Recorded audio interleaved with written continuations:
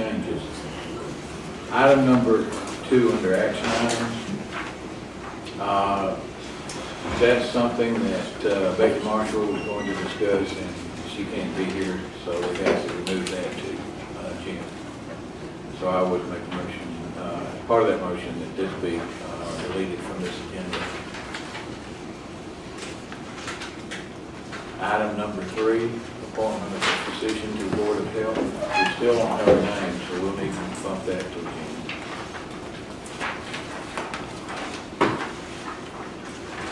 Item number 21. I believe we decided last month, and it's kind of found its way back onto this agenda again, that we already had a referendum that was allowing me to approve the architectural contract. Unless y'all want to talk about it again, I would suggest we remove that as well. Yeah, if there's nothing changed or anything, move, absolutely. Okay, so I would make a motion that we approve the agenda with those changes. I'll second that. Any discussion? I'm not changing the agenda, but I do have a general discussion, very brief item for that, Charlie, Okay. when we get to it. Okay. All in favor? Aye. Okay, so jumping right in, update from the Joint Development Authority.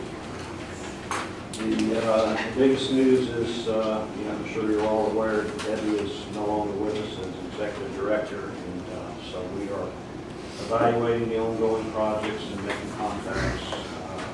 Just the board and the Page is helping out, keeping those projects active, and including some help on one in particular. And so that's where we are. We started the search process within the state of Georgia to replace Debbie as executive director. All right. Thank you. Parks and Rec. Out of Clear Creek, the cages have been up for a couple of days now, so we've got 8 cages out there. Should be good plus as far as practices are. Baseball will be winding down toward the end of this month, and then when all-star play, football and cheer registration taking place right now, so looking like our numbers are probably going to be up from last year, just we've changed leagues and going to be playing in the mountain region. We want to be making that trip over to Jackson County and those side of Gainesville and places like that, so that's going to be about a lot. With this new schedule, and that way, that means that like some families that gets playing, all the games will be held in Fannin County that weekend, or all the games will be held in Gilmer County. So there won't be any families just having split up, one going to Gainesville, one going to Fannin County, so that's going to be about the local families. Working on the pool, getting it ready to open up at the end of the month, getting everything ready for inspection. We've got a water fountain that was donated by the North Georgia Realtors that we're going to install next week at the beginning of the walking trail. So there'll be a water fountain there for all the walkers and everything. They're on the trail. I'm currently working with Mill off there and the Mountain Tennis Association, and they're working on a concept plan for some tennis courts that would work at various locations, not be specific to one location. In the future, we try a piece of ground, we want to put some tennis courts after that piece of ground. Last but not least, the rest of the building one, we got an inspection on Friday. After all the bathroom panels, found 2 different locations, everything in the Gilmer County finally for 2 weeks. Other than that, all I got.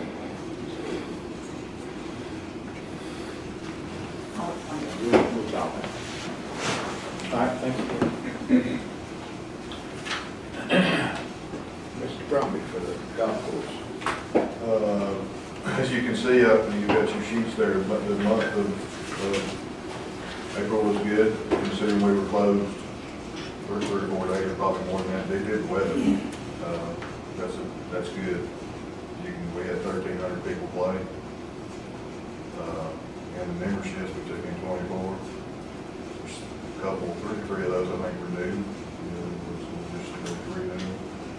And as you can see there, the merchandise, that's good. for us, and that's merchandise is just the shirts involved in hats. And that 121 of those shirts I ordered, had them in about a month, and it's not gonna be long when I get some more. So people are buying stuff big time. On a funny note, the hot dog machine is working. We sold over 200 hot dogs last month. No complaints about the grill not being there. Everything inside the little snack bar looks good, but working good. They like it. So good. Yeah, we probably made more this last month than we did off the grill being open the whole year probably. Yeah. It's going good. As far as outside goes, the greens were verified the 11th and 12th. I showed Charlie some pictures of our roots. The roots now, when I first got there, the roots, the cords we were pulling were like this. No roots on them at all.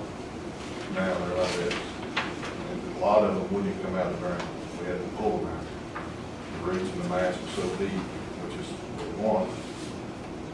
The roots are so deep. I mean, the cords are this long, and that much of it's deep. It just would pull out. So that's our stuff. Whatever we're putting on it is working.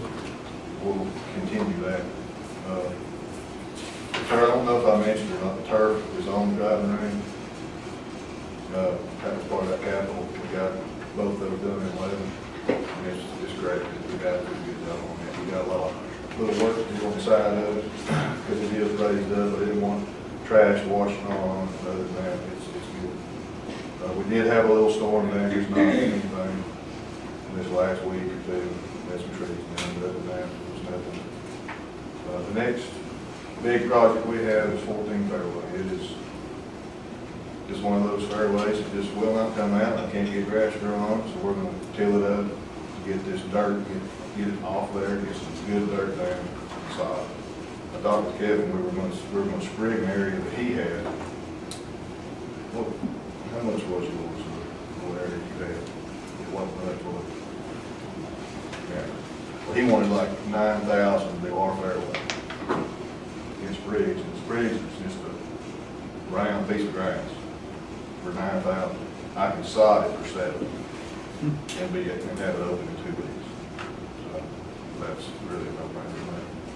I found some good dirt down in the golf course. We'll get it hauled, or Stacy hauled it, put the sod on it.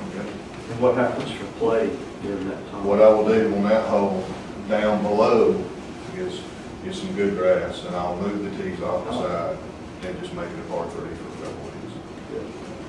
That way we won't have to close it. And it will be car path on for several weeks. And I tried that the last couple of years with rope it. And so I never could catch it, but somebody's coming down there cutting the rope. Every other night they'd cut it 2 or 3 places with a knife or scissors or something. This year, when I do this, I'm going to spend a little money. I'm going to have a cable.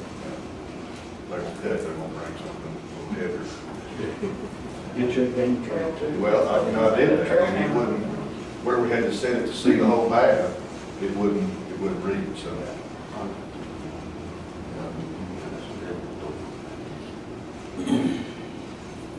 But other than that, that's all I got. All right. Thanks, man.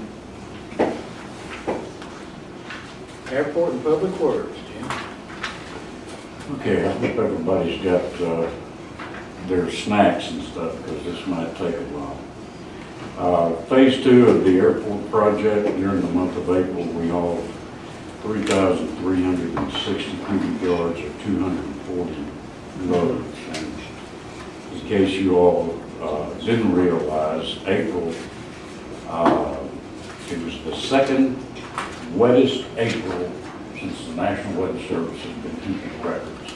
So we had lots of rain and no drought. We are on the downhill side of phase 2 of the project. We will not be able to finish everything that we had hoped to finish in phase 2 simply because the money will run out. And what we have been advised to do is just work until the money runs out, and then we'll reapply to be able to finish it. You received $25,383, pay request number 9 for phase 2, and we have submitted pay request number 10 for $24,000, and we have about $50,000 left in phase 2. And one of the things that we have to do is, with part of that money, is the bar area that we have been utilizing. We have to close that up as well out of that phase 2 money. So that's something that, you know, the money that was there and that was anticipated just wouldn't do all the work. And so we'll stop and button it up, and then we'll apply for additional funds to be able to finish the ditches along the runway. Instrument approach, we had initially thought that we were going to get the instrument approach in April, and the FAA discovered that an environmental study had not been done on the instrument approach. Now, don't ask me what the instrument approach, what we had to do in the way of environmental. We have an endangered mosquito that might fly in. But it looks like that's going to be pushed back to October because they've got to do that in environmental study. We still have 20 aircraft based at the airport, which is the most that airport has ever had.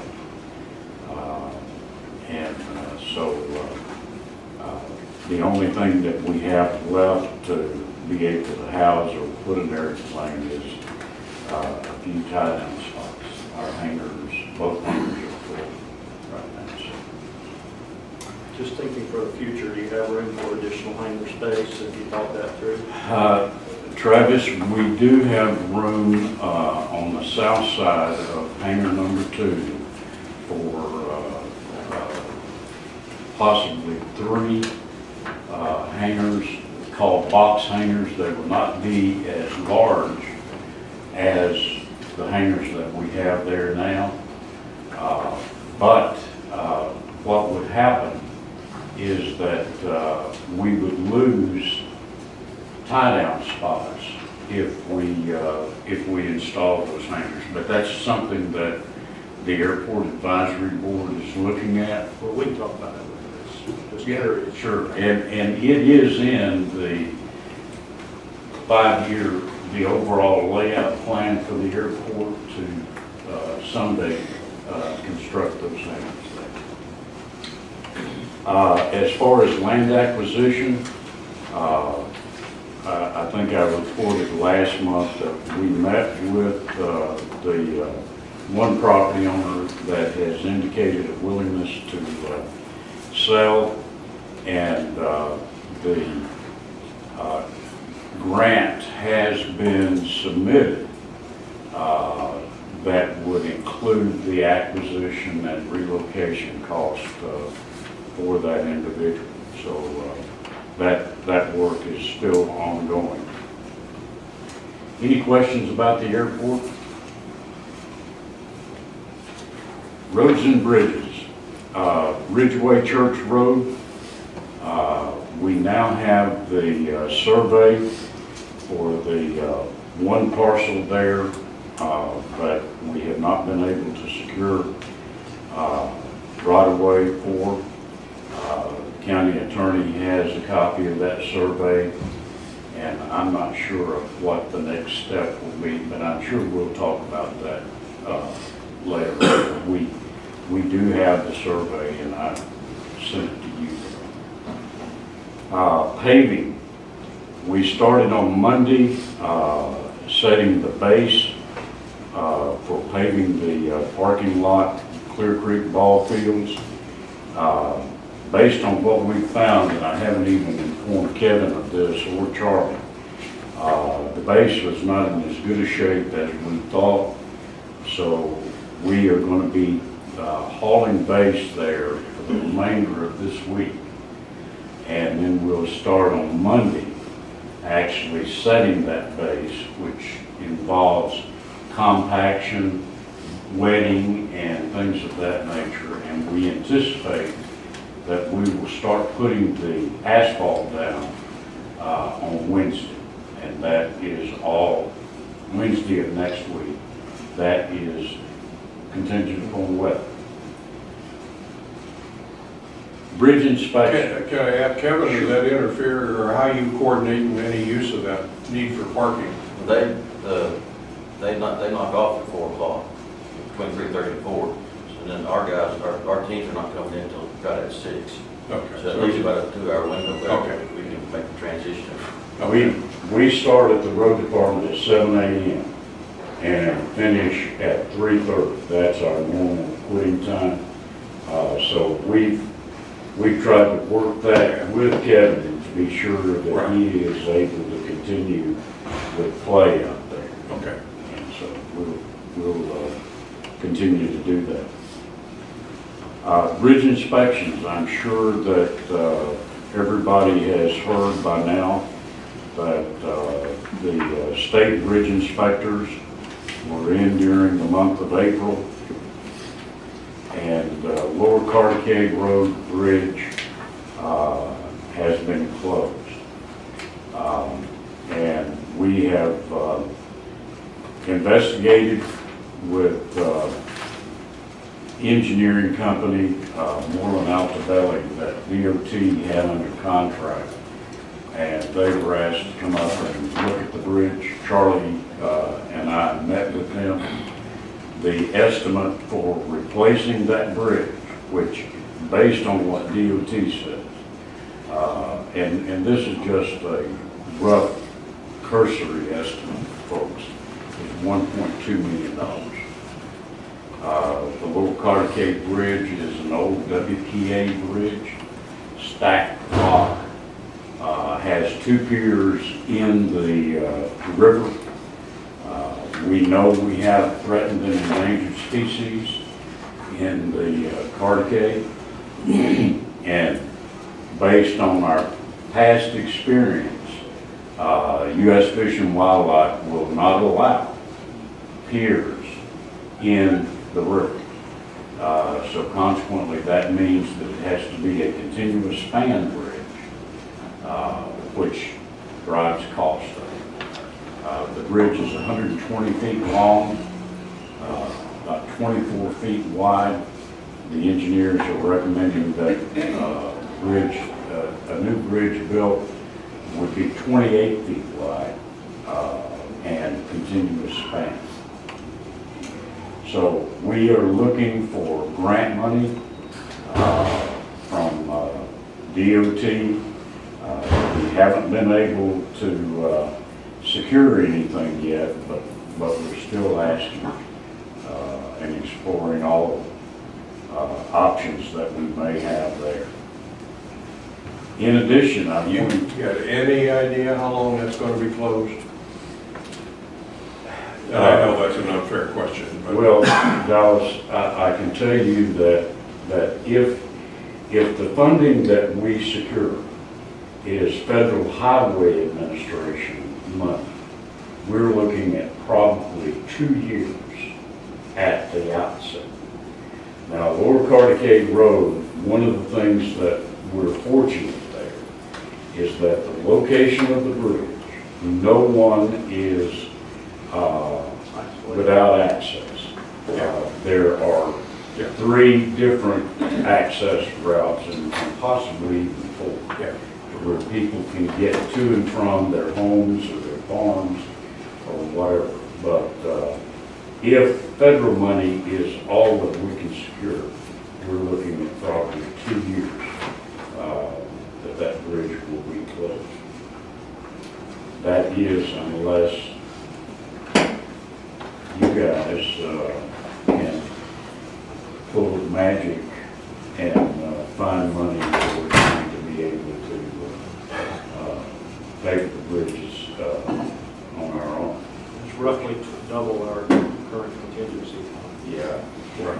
One of the things I want to make you aware that one of the things that we can look at, but it's early, is LMIG funds. Now, LMIG funds, I'm talking about for next year.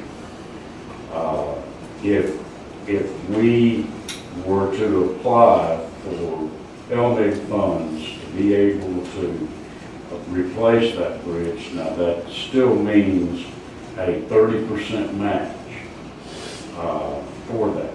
But if we can't secure funding from other sources within DOT, that is our only option. If you went the LMIG route and were successful, would that dip into our paving funds? It would. It would actually delay paving because it would actually take that money. It's one pool of money. Yeah, one pool of money. I believe the state legislature increased the funds this past session for bridge repair and replacement, but I don't know any details. Well, and that doesn't happen, Dallas, until July 1. So Right, that's the new. they don't know 2018. exactly what they're gonna have until July 1st. But we're in contact with all of the DOT folks to be sure that our name is out there, and they're well aware of it as well. Any other questions about that? The only two other bridges that I'm aware of so far that the bridge inspection has resulted in is the Tickenitly Bridge. We have had to now post weight limits on the Tickenitly Bridge. That bridge is located almost at the intersection of Tickenitly Road and Old Bucktown Road. And we have posted those weight limits as they've instructed. They also instructed us to install additional bracing to the beams on the Macedonia Road Bridge, which is not that old a bridge. When you talk about bridges, it's about 20 years old. But we've done that as well. Any other questions about the bridges? Flood control dams. We completed our work on the 20 flood control dams on the 19th of April. I'm assuming that the report to the Safe Dams people was submitted, and I'm sure it was because I talked to Laura. So that work has been finished. And of course, now we now have 23 dams, but the other 3 dams are White Path Golf Course, and we'll do those at a different time. The 20 flood control dams are the ones that we had a deadline to get done, and we met that deadline. It took 2 months. We started on the 15th of April and finished on the 15th of February, and finished on the 19th of April. So that work has been done, and hopefully we won't have to worry about that for another year. Earth Day, I'm sure that Earth Day was, you all saw publicity about that. The Keep Gilmer Beautiful Committee considers it a success. It's the first time in 10 years that Earth Day event has occurred, and hopefully it will grow in years to come. The Georgia Highway 382 extension, the DOT has started meetings with with the affected property owners for that extension, and I believe they had a meeting with just the property owners earlier this month, last week, June. Yeah. So that work is beginning to ramp up now. That they have actually met with those property owners and will start right-of-way acquisition for the project. FEMA project, we received during the month an additional $120,000. This is for force account work. The county is still owed $69,000 or thereabouts of reimbursement for the force account work that we have been doing. In addition to that, now the old Bucktown slide, which is the project that we're not capable of doing. What we have done during the month is met with the property owners there and have consulted with another engineer or fellow by the name of Steve Jones. And I want to give you this that I'm giving you is the proposed revisions to the engineering contract. And then I'm going to give you the existing contract.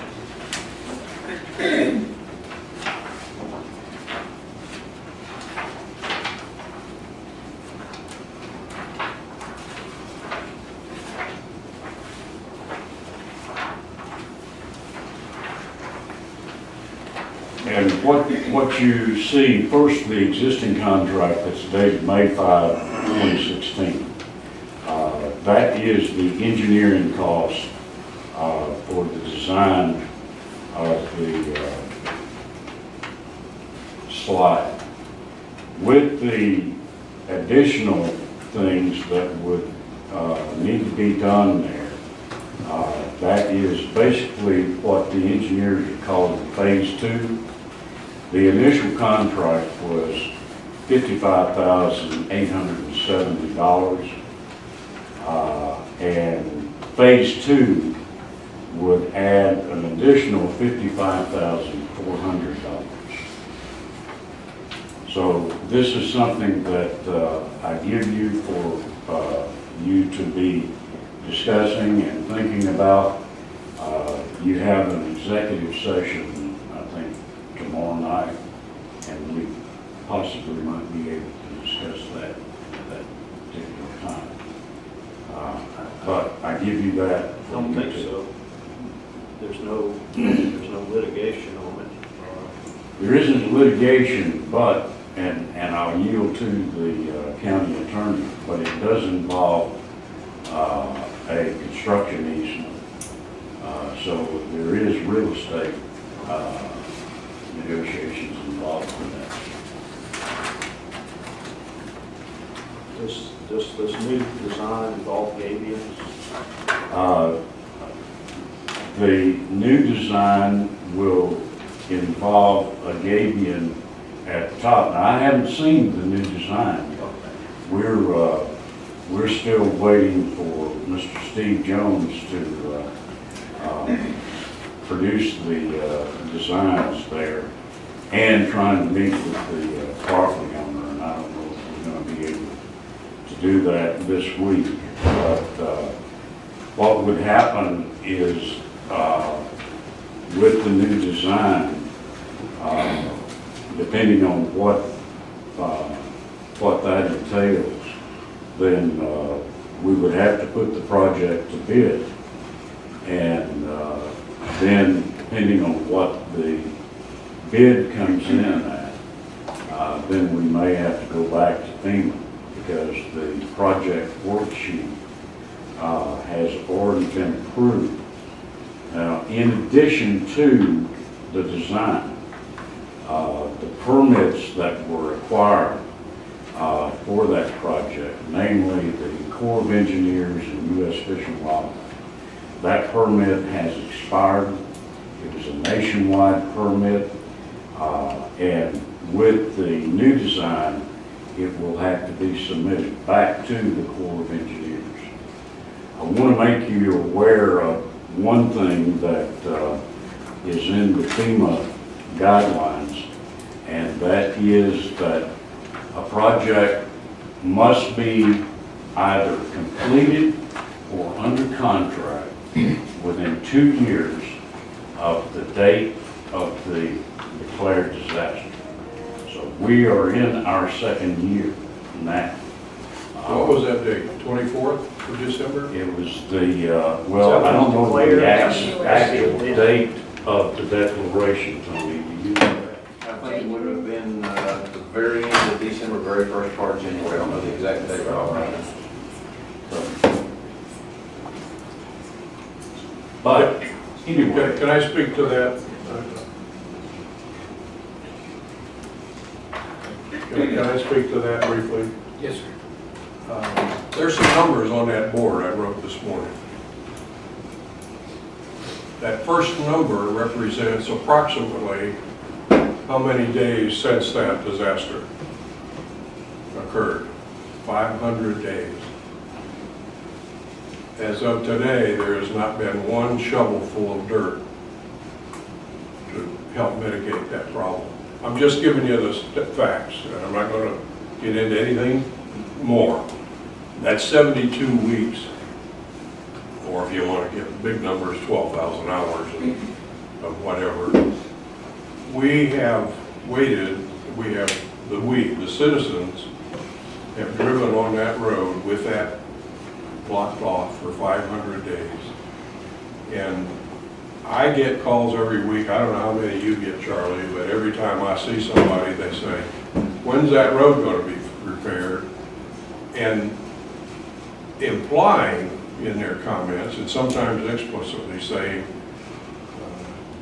you guys at the county don't know what you're doing and you can't fix a bridge, etc. And it's a ridicule problem, and I don't particularly appreciate that. I want to say that there's been a lot of work put into this. There's been a lot of work going on.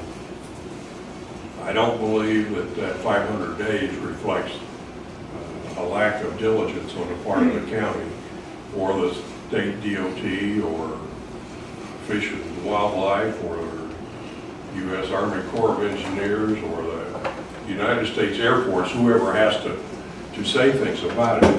I think we need to understand that there was a design, there has been a design that was agreed to by the government agencies, but it has not come about for various reasons. And I'd like the citizens to know that we're not happy about it any more than the citizens are, as far as I'm concerned, and commissioners. I don't want to wait 500 more days to get that road fixed. People travel on that road every day. We need to do whatever we can do to shortcut that. That's just not acceptable. And that's not to blame anyone for the problem. I'm not pointing fingers and I'm not blaming. It's just something we cannot continue to do. We've got to find a way, Jim. And I speak to Charlie really, and I know you're working at it, but it's just, it's not acceptable. That's all I'll say. That's all. I'd like to add to that early on, the simple solution of relocating the road higher up the ridge, Right. digging into that bank was explored first, all right? And that's what people ask me, why don't you just go up the hill? And I want the public to be aware that that was the first option that was correct. rejected. So we don't have that as an option, it's not on the table. And when you say rejected, it was rejected by FEMA. Yes. Correct. That was our proposal and it was. Yes, that's true, Travis, and I appreciate that. Thank you.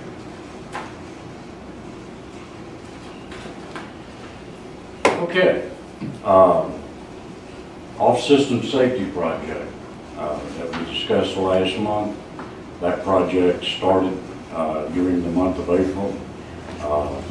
And 7 of the 9 roads that I gave you a list of have been what is called long striking.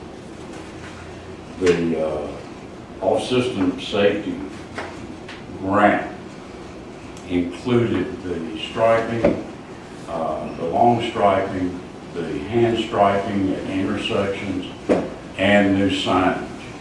And the company that DOT contracted with is a company out of South Carolina called Road Safe.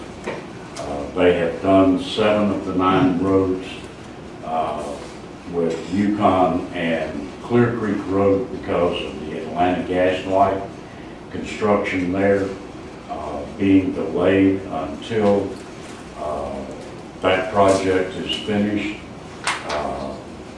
Their contract goes through the end of September. Atlanta Gas Light is projecting that they will finish their work around the 1st of August. So that project will be continued during the summer months. In addition to the striking for that grant, and we submitted that grant application 2 years ago, so we've been 2 years and actually seeing work to begin there. During the month, we submitted a supplemental LMIG grant for 17 roads to be restriped at an estimated cost of $98,500 with a local match, 30% match, and this has to be, the bulk of it would be a cash match because the only in-kind work that we can do for the striping is actually the clipping of the shoulders and the sweeping of the road. But we haven't heard back on the approval of that, and I wouldn't expect to hear that until probably July, because again, it would be in the July 1st fiscal year, I think. I don't know that for a fact. In addition, we started mowing during the month of April, and we'll be doing that all spring and summer.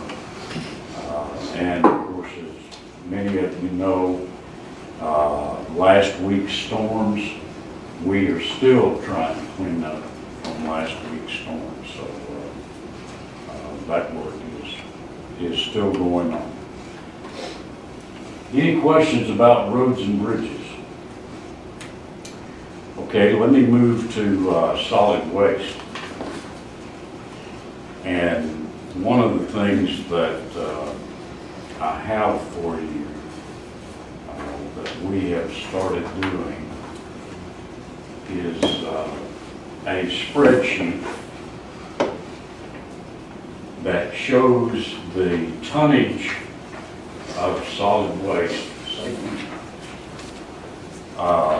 that we receive monthly, and it will we will give you that report every month, and as you can see, for April we received 34.37 tons of recycled material, 279 tons of household trash, and the overflow trash, we have dumpsters at 3 locations there for overflow in case the compactors are down for various reasons, maintenance or whatever. And then of course the 157 tons is the open top dumpsters, which we commonly refer to as construction or demolition waste. So for the month of April, we received 487, almost 488 tons of waste in solid waste. And we will give you this report monthly so you will be able to see the cumulative totals that we deal with in our solid waste department every month. The Amnesty Tire Program. The Amnesty Tire Program ended on April 29th. It began on April the 3rd. During that time, we received 18,024 scrap tires. And I thank the Times Courier for the article that they did on that. It was far beyond what we anticipated as far as tires. And what we have done is we have submitted an amendment to the original grant for the Amnesty Tire Program. The amendment will be for $40,000 to take care of getting rid of those tires. And those tires are recycled. They are hauled to a recycler in Atlanta. We paid a hauler, and hopefully we have been able to clean up a lot of old tires that were just everywhere in the county. So, any questions about that? The methane well trenching project at the landfill. We have been approved by EPD with the plan that we submitted to them to do 1,300 feet of trenching, 20 feet deep, backfilled with stone, and that project we submitted a schedule to EPD during the month. Will begin July the 1st, and we have 6 months to finish that. But and that will also be forced account for. Any questions about solid waste? I do want to let you know, especially you post commissioners, that during the month we purchased a bulldozer, we purchased a compactor, and those have been received and are in use as we speak. And we thank you. And we also received a pickup truck last week. That's all I have. Any questions? All right, thanks, Jim. Update on the Cherry Fire Station project. Timeline here. We have officially advertised for bids on the grading part of the project. The bid is expected to be awarded or scheduled to be awarded on June the 7th. It'll be done here at the Commissioner's office. Currently, people will be able to, interested bidders can pick up bid packages from the Commissioner's office at a price of $50 a piece. They just have to leave their contact information so we can get back in touch with them for our mandatory pre-bid meeting.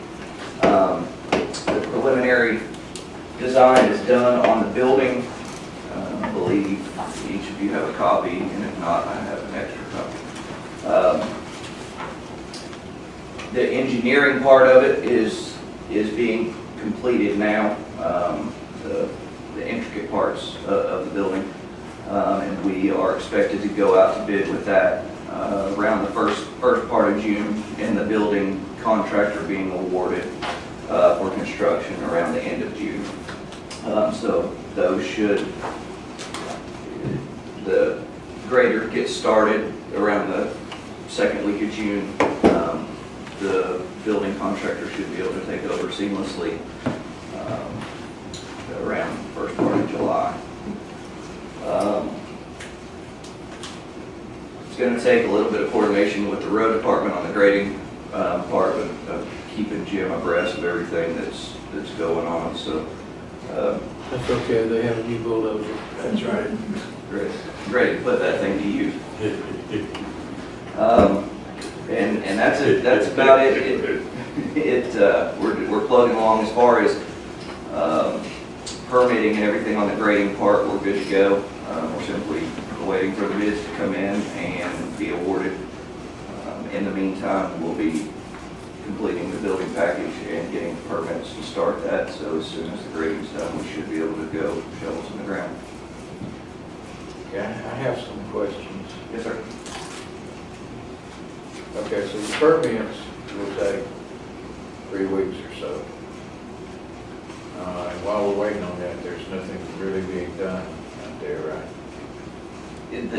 The permits for the grading. Plan review, building and septic tank. We're showing estimated start of 5/24 and finish of 7/12. That's including both from when we started with the grading, that's including the grading through the building, if that makes sense. There's nothing will be done out there dirt-wise until the bid's awarded for the grading, but those are tied in. If you look at the dates, they're tied in for them to start about the same time, or as soon as the bid's awarded, everything's ready. Ready to be around July 5th. That's including the building permit, which is when the building contractor should be awarded, so about that time. Well, we're showing ordering the metal building on July 14th. That's right after what we're scheduling, that is right after the bid's awarded, the winning bidder will order the metal building at that time. And while that metal building package is being processed, they will be doing the foundation, all the underground plumbing and all that stuff. The metal building packages generally take 20 to 30 days from the time that they order them. I just don't want us just sitting there 20 or 30 days waiting on this thing to get there. Well, the way the grading will overlap that. The way I'm anticipating it is the grading will be finishing up. The contractor will be awarded for the building right as the grading's getting done. They'll immediately order their building package, and in that time they'll be putting the foundation in, the septic system in, the building, the retaining wall, doing all the site stuff until the building metal building is ready to.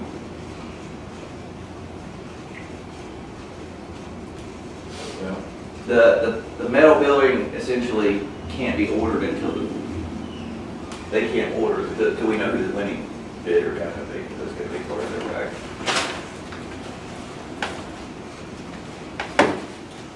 I'm not happy with this extending out into December.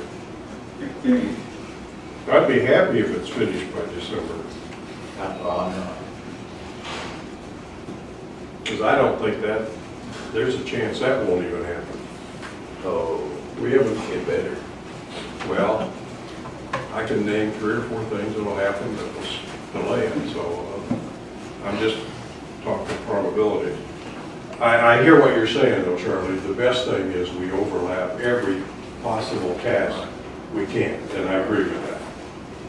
And I think a lot of that, if I read it, I can't see it visually, but in reading it, I think there's a lot of overlap built into this schedule to make that happen. Yes. I'm giving you what I believe to be the realistic data. I don't want to lie to you and tell you I think I can do it sooner and then not. No, I don't want anything we can't Yes. reach, which brings me to Dallas's concern. Do you feel like that this is Yes, sir. something that really can happen?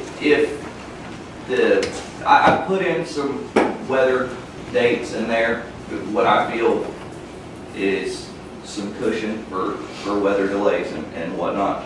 And once you got the framing done, weather's not Yeah, a factor anymore, probably. Unless something happens and we just didn't receive a bid or a winning bidder or something unforeseen, I don't see a reason why we couldn't do it.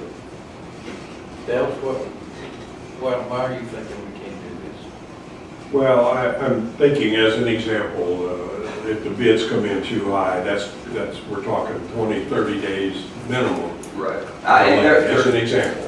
And they're just possible risk that we can't control necessarily. I don't have any additional. That's all I'm saying, Charlie. I don't have the specifics, but that's a very good, it's not likely, but it's very, There's always the could possibility. happen there.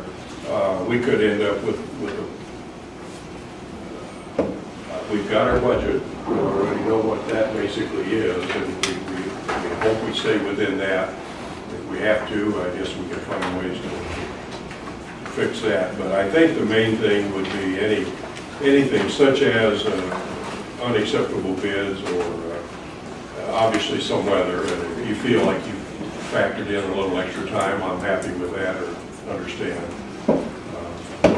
It's just that things happen, Charlie. That's the bottom line. That's the bottom I line. can't anticipate That's right. everything. That's right. Murphy's Law. Something else too, even though we've got December on the timeline here, we're trying to forecast that far out. It very well could finish up earlier than that if everything does fall in place without those hurdles. So we're obviously going to be working to push it faster if we can, but we just can't give an unrealistic date for the things like you're talking about that could pop up.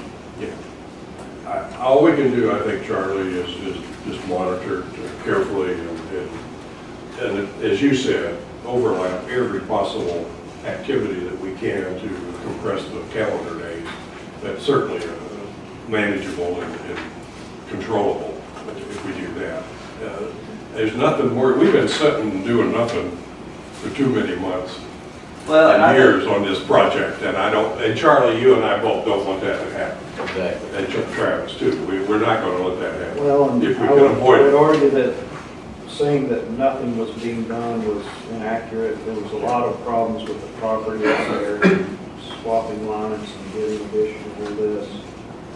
There were issues being addressed. I think Dave will That's say true. this was a There very. was no progress being made as far as I was concerned. This was Well, a all very. of that had to occur before you can break ground, so that is progress. This was a very difficult piece of property. It wasn't, last year when we started looking at it, initially thinking we were ready to go and then started digging into it, it was a very, I think you those don't are, get as far property. as I know, those are behind us as of tomorrow night. You don't get donated property that's gold property, if that makes sense. Right. All right, well, It's a challenge. I don't think I've got any choice but to accept this, but I promise you that I will work diligently at it every day to make it happen. There's nothing sitting, letting grass grow under. We're chipping away at it every single day. all right, thank you. Anything else on that? We're going to talk further about there's another agenda item in there about the contract for the engineers that we've got or something, isn't there? For chair load? I thought there was. No, there's one more. We took that off because that's already covered. Okay. Yeah, that was the one that we That's what we took decided off. last month and already. How about 23? We're going to talk about that. Yeah, that's a resolution. Well, we can do that later today, or in this meeting. Well, Or do you want to do it now? Sean, is there any other thing, any other action items that we can stay for? You can come back after supper. if You want had to. that survey with you, I don't have a full-size survey. I don't have the full size, but I do have. I don't know. It probably might make sense to go ahead and go into that, because it should be brief. That's fine, if we want to do that. I'll share it. But it is, what it is a resolution to authorize the county and specifically the chairman to initiate these land swaps. And essentially what's happening is there's some road maintenance issues that y'all don't want to be involved in, and you're going to be able to the adjoining believe there are two, as Jake has actually purchased lot 10 down here. And then there'll be a land swap with Jake in the county, and then with the Pink Pig in the county. It's just really to clean up some matters and to facilitate and get a 60-foot road right away in that area so that y'all can properly construct that entrance and everything. It's not involved and shouldn't merit a lengthy debate on it. Right.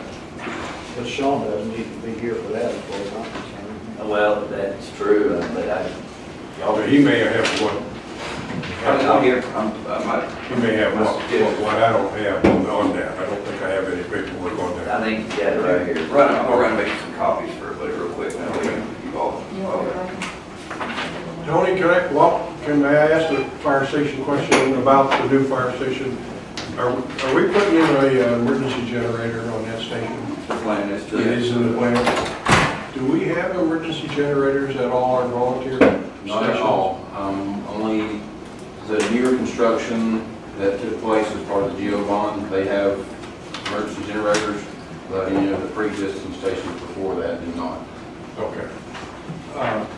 And we're not planning, nor do we have room for a water tank there, supply tank? We do not have that in the plan there because we do have one of those tanks just down at White Path. Okay. And also with us being on the community water system there, to keep that tank topped off, it would be very taxing on that well. We'd have to put in a well or something. Yeah, we're not going to do that to their system. Okay, just want to clarify. I believe our agreement is we don't put in a well, we use their. Okay, okay. Just wanted to clarify that while we're waiting. Okay.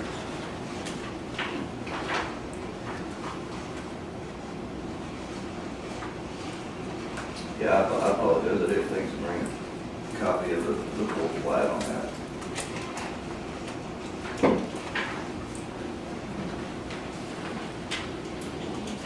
I don't know that there's any question I've got on that, David, but you've done legal work that needs to be done, so. But it will be. And you'll be working, yeah. It won't hold anything Pretty up. convoluted, but it appears to be done. We'll need also to discuss 22, the resolution to authorize the acceptance of the property for a portion of the Chair Hawk Fire I Station. thought we did that about 10 years ago. I think this is another little strip. Triangular Yeah. area that's outside that lot 11. This is the lot 11 of the Hidden Okay. Lake subdivision that y'all accepted by virtue of the deed.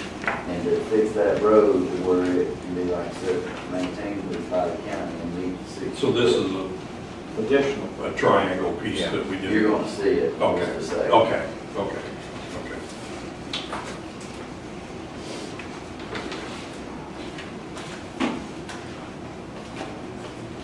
Of course, the copier just broke down. When did we accept that land? You remember? Back in JC's day, wasn't it?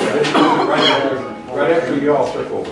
I think it was 2014 that it was accepted. It was accepted. I think it was. Yeah, I think it was JC's first. Yeah, 14. Yeah. So that number up there on the wall might come close to, Let's think about that number. no. No.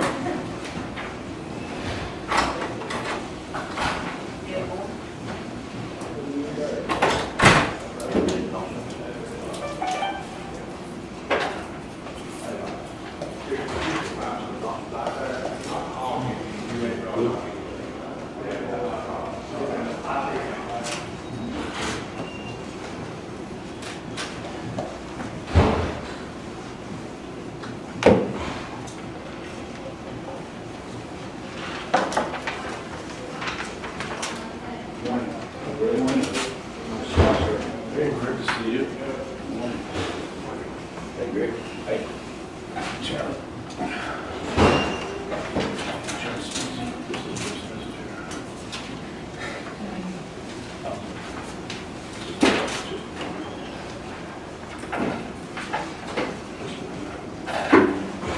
Finish up your, Tony, go finish your class. Yes. Yep, you made it through, no problem.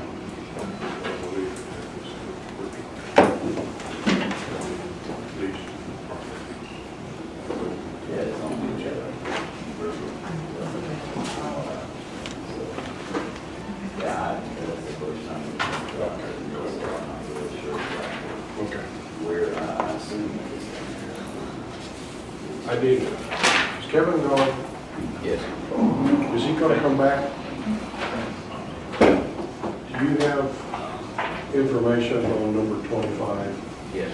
And in fact, the contract itself is on that. Yeah, but it doesn't show or doesn't say the location. I've got that. That, if you I mean, got, I can okay, there we address are. it. Okay, okay. Because I have this. Thank you.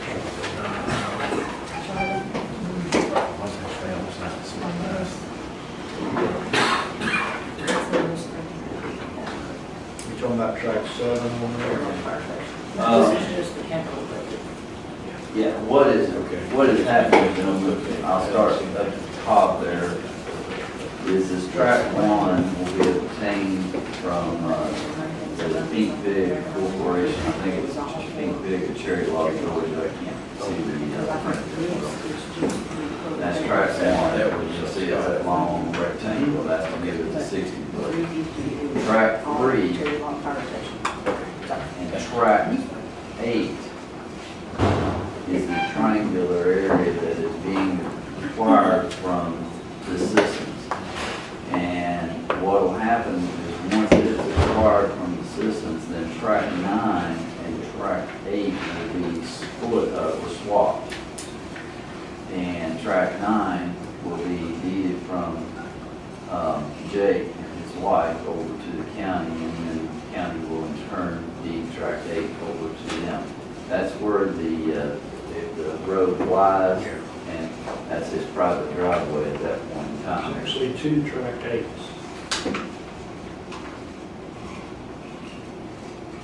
So you're referring to the one there that's split? Oh, yeah, this. Oh, well, yeah, the subdivision, he's got the big track, it's track 8, but yes, I'm But you're referring to the one the that's small split? one. Yeah. What's split? Yeah. So that's swap right there. And then track 7 will be deeded from the county to Jake, because that, again, is to fix the encroachment in that private drive. In addition, track 6 will be deeded to Jake and his wife, because that's that private road on the backside, and the county has no interest in assuming any maintenance responsibilities on it. Track 5 will be combined with that property owner, and I'm working my way in a counterclockwise direction. And then track 4 will be combined with that adjoining property owner, and that should have concluded with track 3 up there, that being required for the road right away. So, or actually is part of the actual road, it's actually owned by the county at this point in time. So really, everything is hinging on the acquisition of the deed from the citizens, which I believe is in the daughter's and maybe the wife as well, and on that triangular track, and then the exchanges all take place. Yeah. John Mahan is the one that is assisting with that swap. What y'all will be doing at tomorrow night's meeting is to authorize that so there's no hiccup as far as the timing is concerned. And like Sean mentioned, we went on ahead and everything's moving forward and trying to parallel itself. But you won't anticipate any further hurdles once we authorize this? No. So, it's pretty easy. I mean, all of the property owners are in agreement. Essentially, Jake is the primary property owner. He's anxious. He's visited my office on several occasions, and I always visited Charlie, or he has made phone calls to Charlie, and to you now, Travis. So, he's anxious to get this done, and you know, he's expressed that to John. John had done some legal work for him on something, on another matter that involved this encroachment area. So John is so to speak, aware of the urgency of it. I'm good with it. I am too. That should work. Okay, so. Do we, the only thing we don't show here, but when is the utility work going to be done to move that line or whatever, or are they gonna have to move it? They are gonna have to move it. The plan for that is at the tail end of the grading, a lot of foundation work is beginning, and that they said they'd be able to set the poles one day and then go in early in the morning, because they're gonna have to shut the power down for the mountain, and do it in the first part of the day. So a day and a half is what they're anticipating to be able to do it. Okay, anything else on the cheer line? Update on the swimming pool off-season operations. As far as I can tell, there really is no update at this point because we're more or less in season. This all involves the heaters and the little balloon cover for the pool, and until the weather gets cold, none of that's going to come into play. So probably we'll need an update along about September or October on it.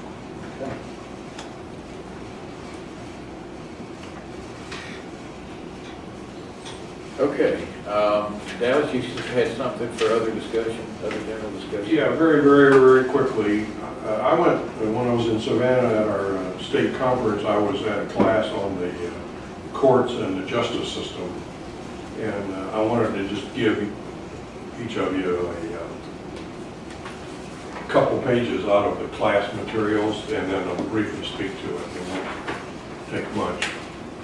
Sandy, I think you and I have talked about some of this. Yeah. Okay, you did. You can have a copy. It's very brief. We talked about in that class where the funds come for the judicial budgets, and there's a lot of fines and fees that are involved. And I wanted you to have a list. There are 21 fees that the court charges. They're called reportable fees.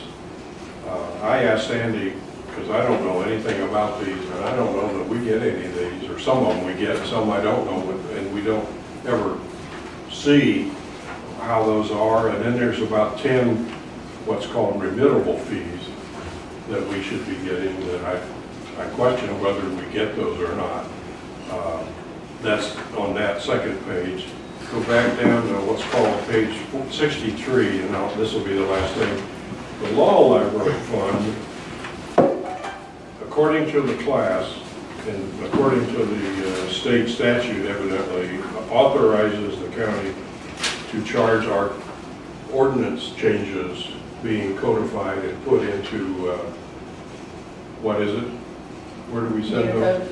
Muni code.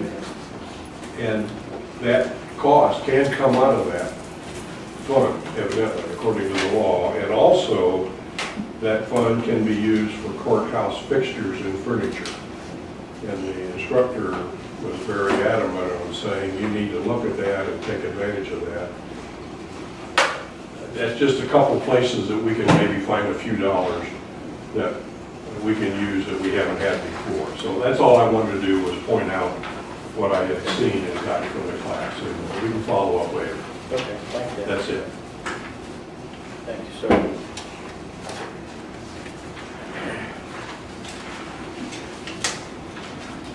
Well, we have our monthly mass review. Authorized execution of fiscal year 17-18 North Georgia Community Action Agreement for rural public transportation service.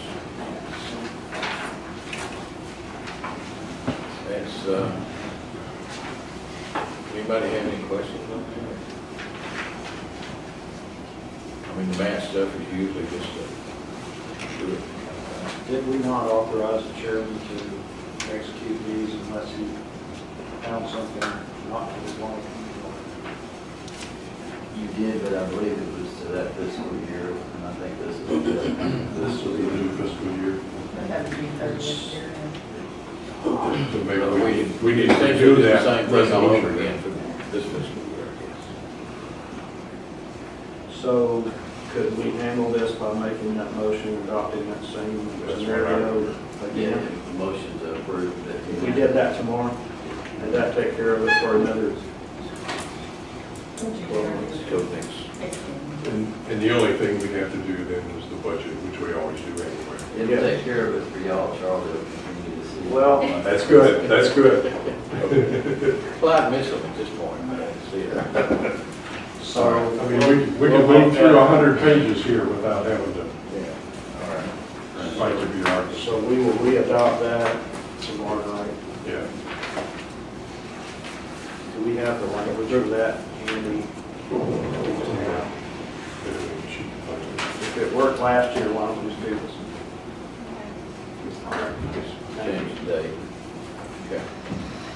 Approval of contract with Piedmont ER for ambulance services. The one that was sent to y'all is the actual contract. There are a couple of blanks, but it's things like dates and license numbers and so forth that will just be filled in, but the contract itself will not be changed further. I don't know if I made a note on that or not. I thought I did, but I don't see it, so let's move on.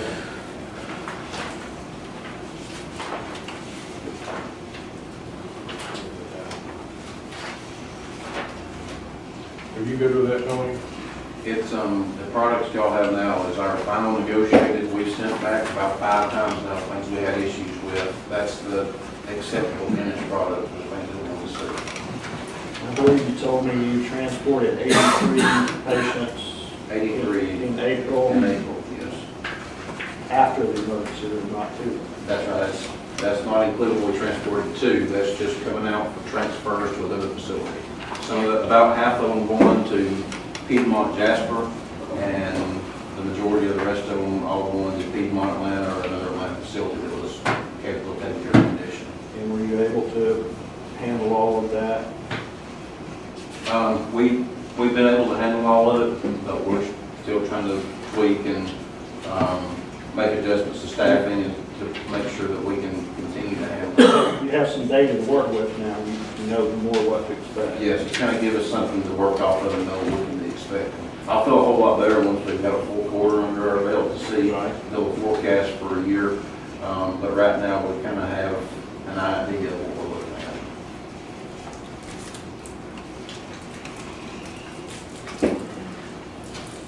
Is everybody okay with that one till tomorrow?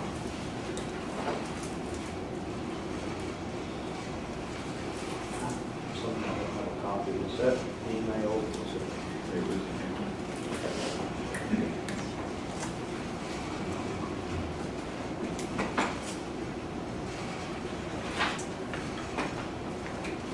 you may have, if you need to take a minute to review it. No. Approval of requested funds for computers for Gilmer County Extension Office. I was contacted by ADARs, and turns out the desktop that they're using is 8 years old, and 8 years in computer years is pretty bad. They currently, UGA has a project going on where they will split the cost of the computer with the county. The county portion of it would be $421.24. I think it's obviously necessary since this other one's 8 years old. The only problem was that we didn't know about this in budget time, so it's not included in our budget. So we can go ahead and approve this. I think we should. We'll just have to keep in mind that when we do our budget amendments, that we're going to have to add $421 to it. And that's Have you seen this? the total? Yeah, That's not- that's for one half of a computer without a monitor. So it's just one machine. One machine, yes, one half of one machine, and one half of, it's one half of one desktop, and one half of a docking station for a laptop. But the combined total for those is $400. Well, we should have a running list of budget amendments that we're going to need to make. Yes. So we'll have to address some others. Usually, I'm thinking probably in our August meeting, we want to have everything approved through June. So typically in the August meeting, we would make budget amendments, mid-year budget But amendments. we have a running list. Yeah, it's growing. But And you yeah, know, I would think they would need a budget amendment for that, to be honest with you, because they're only, at the end of April, they were only at 22%. and they may not, but that's going to, their budget is, the expenditure is going to increase significantly when we get a replacement.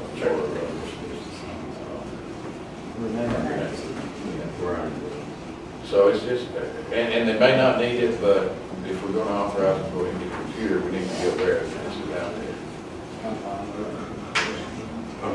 And I'm thinking, a mid-year budget amendments in August, and then final budget amendments, what we do, March or February? Well, we accrue through the end of February. Okay, so March. Usually about March is when we start. I don't want to do more than 2 budget amendments a year, because if you do, then the credit rating agencies start deciding that you, you don't know what you're doing, so that's. We don't want them to know that? We don't want to know that. That was off the record. Okay. Okay, so I'm going to go ahead and tell Eddie that they can get their machine. After tomorrow. Okay. Approval of the application of Bharat Patel, Yukon convenience store for an alcoholic beverage license. I guess everything is in order on this, Shannon? Yes, yeah, this was the one we had that little mix up with last month, and he'll be present tomorrow night for the meeting. Okay, we'll be ready to go. We've got everything else in order. Y'all have any questions on that?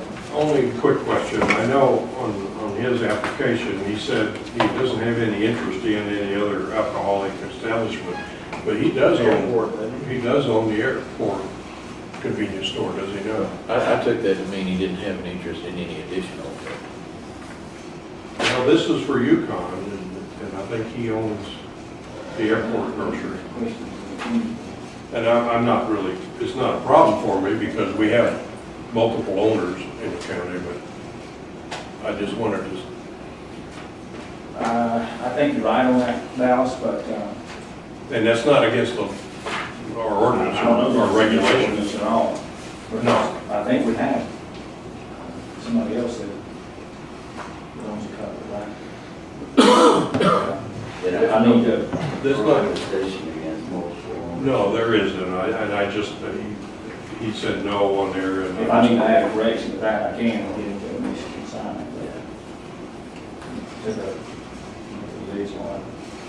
But I have no problem with it. It's simply a change of ownership is all we're doing here. It seems inconsistent with the answer that he gave on number 11, where he says Yeah. that the license had. He did list it He somewhere. listed there and then number 13.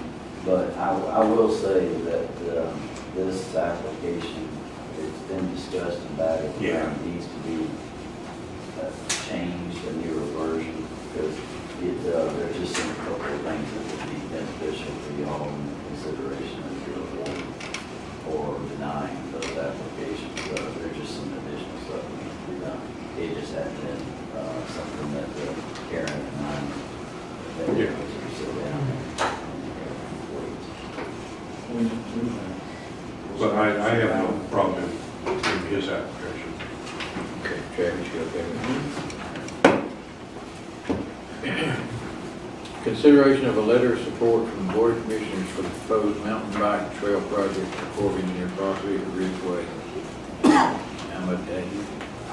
A lot of hay. About a hay, all right, thank So just very briefly, there's been some preliminary feasibility studies for expansion of mountain bike trail systems at both Ridgeway and Montague. They're the existing mountain bike trails. And it was funded through some money that was made available through Georgia Transmission that disrupted part of the Ridgeway part. So Terry is here from IMBA and the LJ Mountain Bike Association to answer questions and clarify some issues. Anybody else would like to? Yes, ma'am. Okay. Well, thank you for having me. My name is Terry Palmieri, and I'm the Associate Regional Director for the International Mountain Bike Association here in the Southeast. So I have 42 chapters that I support across 7 states, and we have over 5,000 members here in the Southeast. I also have here Preston York of Flow Motions. He's the professional that has designed the concept plan. And Mike Palmieri, my husband, who is the president of the LJ Mountain Bike Association. They'll be available for any questions that you have later. So we're asking for support for the Carter's Lake Project Mountain Bike Trail. We have a long history here in Gilmer County with mountain bike trails dating back to the 1980s. The oldest trail is the Cartacade track at the Ridge Mountain Wildlife Management Area. We have been, we developed trails in the early 1980s and have been using those trails alongside with hunters for enough time. The trails at Carter's Lake were developed in the early 1990s. And we've had a long history of helping build those trails and also maintain those trails. We perform about 1,000 hours of volunteer hours on the trails here in the Gilmer County area. We have over 8 certified sawyers by Forest Service, and also 8 crew leaders to lead work parties out on the trails. We just recently spent $7,000 over at Bear Creek Coyotes of our own chapter money to perform heavy maintenance on the trails for the Chattahoochee-Oconee National Forest through a challenge cost share agreement. So we have a long history of working with land managers to help create, build, and maintain trails that 80% of the public use. These are not just mountain bike trails. These are multi-use trails. So we share the trails with hikers, with hunters, with trail runners, bird watchers, people walking the dogs. Also, we have some trails that we have shared use with all highway vehicles, and a trail system, Jake Bull Mountain, where we share trails with equestrians. So mountain bikers have a long history of working with other user groups to make sure that everybody has a good experience, good user experience on the trails. IMBA, the LJ Mountain Bike Association, is a chapter of International Mountain Bike Association and SORBA, Southern Off-Road Bicycle Association. We're one of the first chapters that formed in, I believe, 1997. We have been advocating for mountain bike trails here in this area for many years. We have gained support from, as you can see in this package, from the city and the county and the state. The resolution was voted in that we are the mountain bike capital of Georgia. So there's a long history of support for mountain bike trails here in this community. One of the things I like to point out is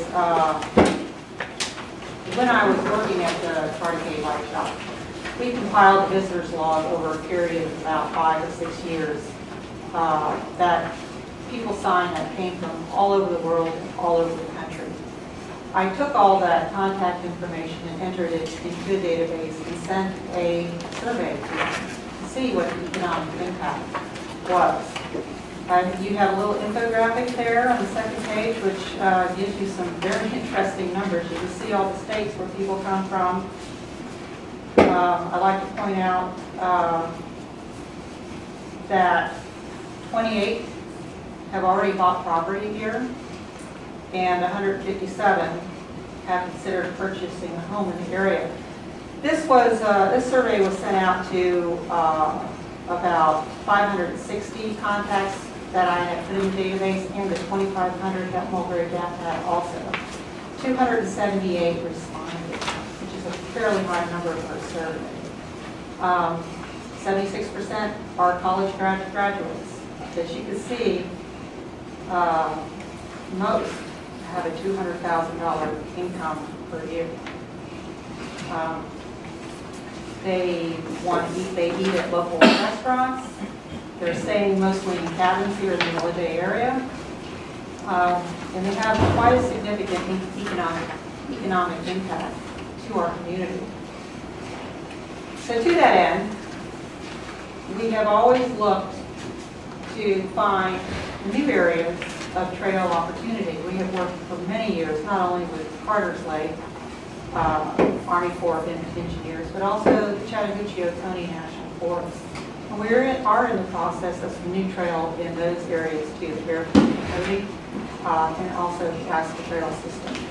One of the things that we have always had that was a problem in this area is we have about 50 plus miles of single track trail, but they're rather difficult. So it's hard for the beginner to be able to have, we've always had problems with our chapter bringing in new members and not having that beginner, what I call beginner family friendly trail that they can start out on and progressively get better.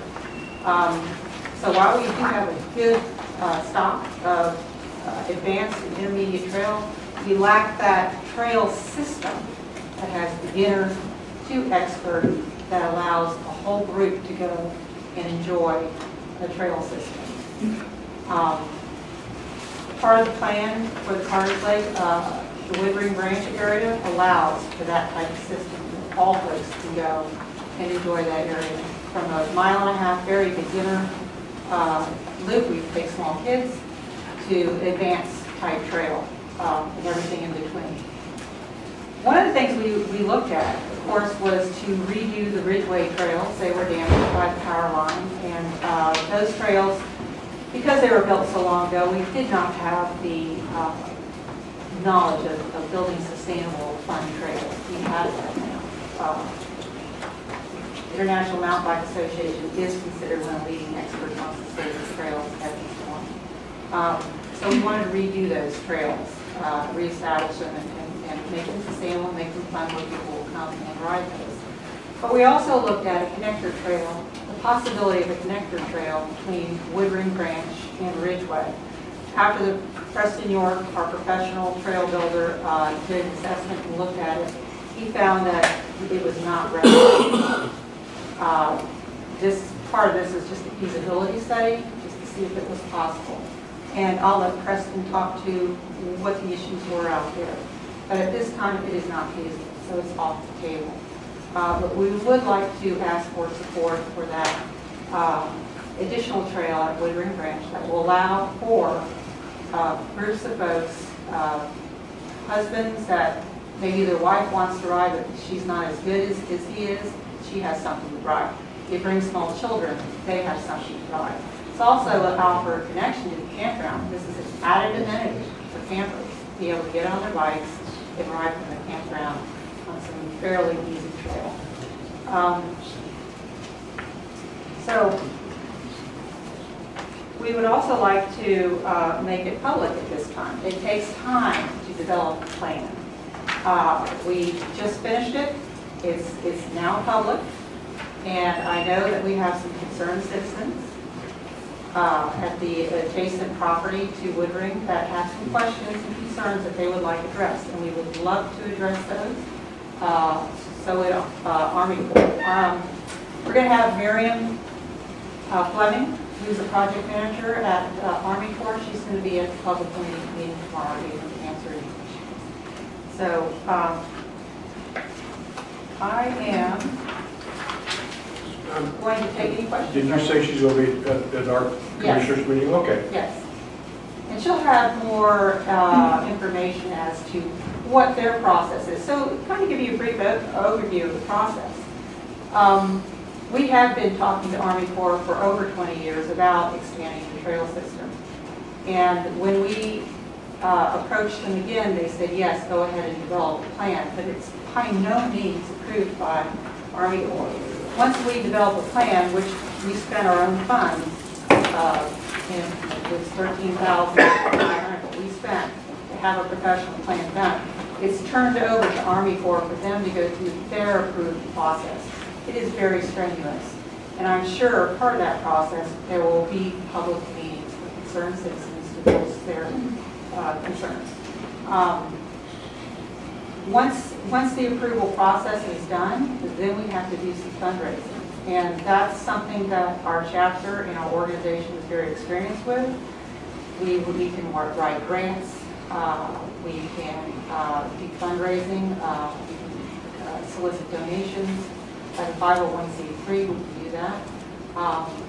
So we will do the most work in getting this built. Well, we've already designed it and constructed, and then maintain it. Do you have any questions? You use the term, Terry, sustainability. Yes. And as a hiker and a mountain biker, I understand that term. Describe what that means, please.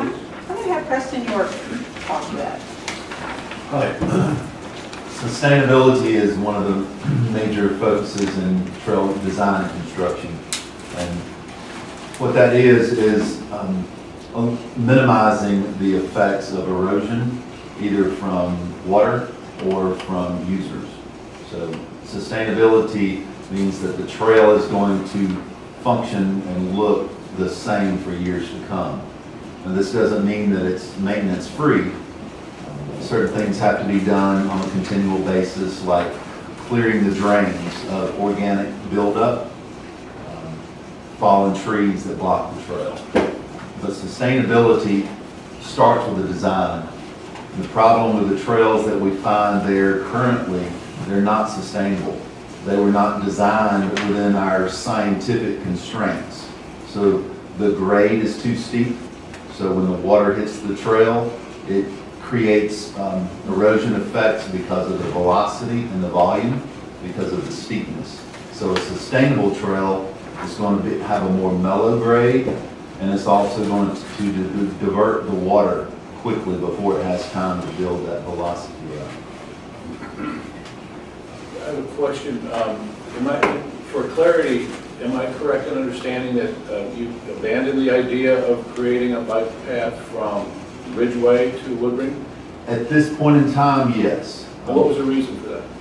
The two main reasons, first was the steep side slope in a couple of areas that were close to the water. So it was near vertical that would require some extensive bridging. So it wouldn't be just a natural contour trail. It would have to do some extensive armoring or even bridges built. And secondarily was the close proximity to some homes in that area. And those two areas corresponded in the same location for one instance. We have one more problem with that area as well, was taxing the fire department. If somebody gets hurt out there, how are these guys going to get to them? And the only way to get to them is on boat. And that would be a long rescue. So we thought about the emergency procedures in that point of it. And I want to make one more suggestion, or tell you what I have. I heard Dallas talk about numbers. I'm going to give you a number over 30 years. 30 years. And this is from our survey that we took. 30 years. This is the money that's come into this county with no investment from the county. This is all the volunteers' backs. Volunteers' backs. That's the money that mountain bikers have spent in this county. So that's our investment. We do this because we enjoy it. And we've worked really hard on this concept plan. Super hard. Volunteering hours. I do 1,000 hours a year. I work 2 jobs. 1,000 hours of volunteer service for our county. I don't ask for nothing from you guys. What I would like to ask is please stop the emails, stop the phone calls that I've gotten in the past 2 months. It's unacceptable. This is the money we raise.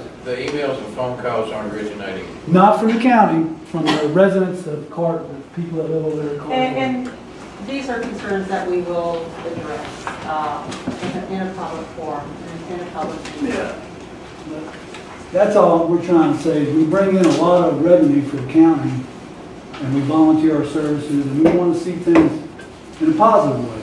And Terry can enlighten you in a minute. Yeah, so one of the things that the county and the city has voted to support is the idea, well, not idea, the trying to acquire the IMBA Ride Center designation. So this is one of the programs that IMBA's come up with. It's in the Models Trails program. And it tells everybody, mountain bikers all over the world, that yes, this is a place that you can come travel to and have several days to a week of riding with different variety of trails and different places to ride. They are now changing that criteria. They started it back in 2012, and now they need to modify it. They need to make it a little bit harder for cities, municipalities to apply for. It's similar to the bicycle-friendly designation that a lot of cities apply for. It's a very strict criteria, point system that you have to be able to meet in order to get the designation.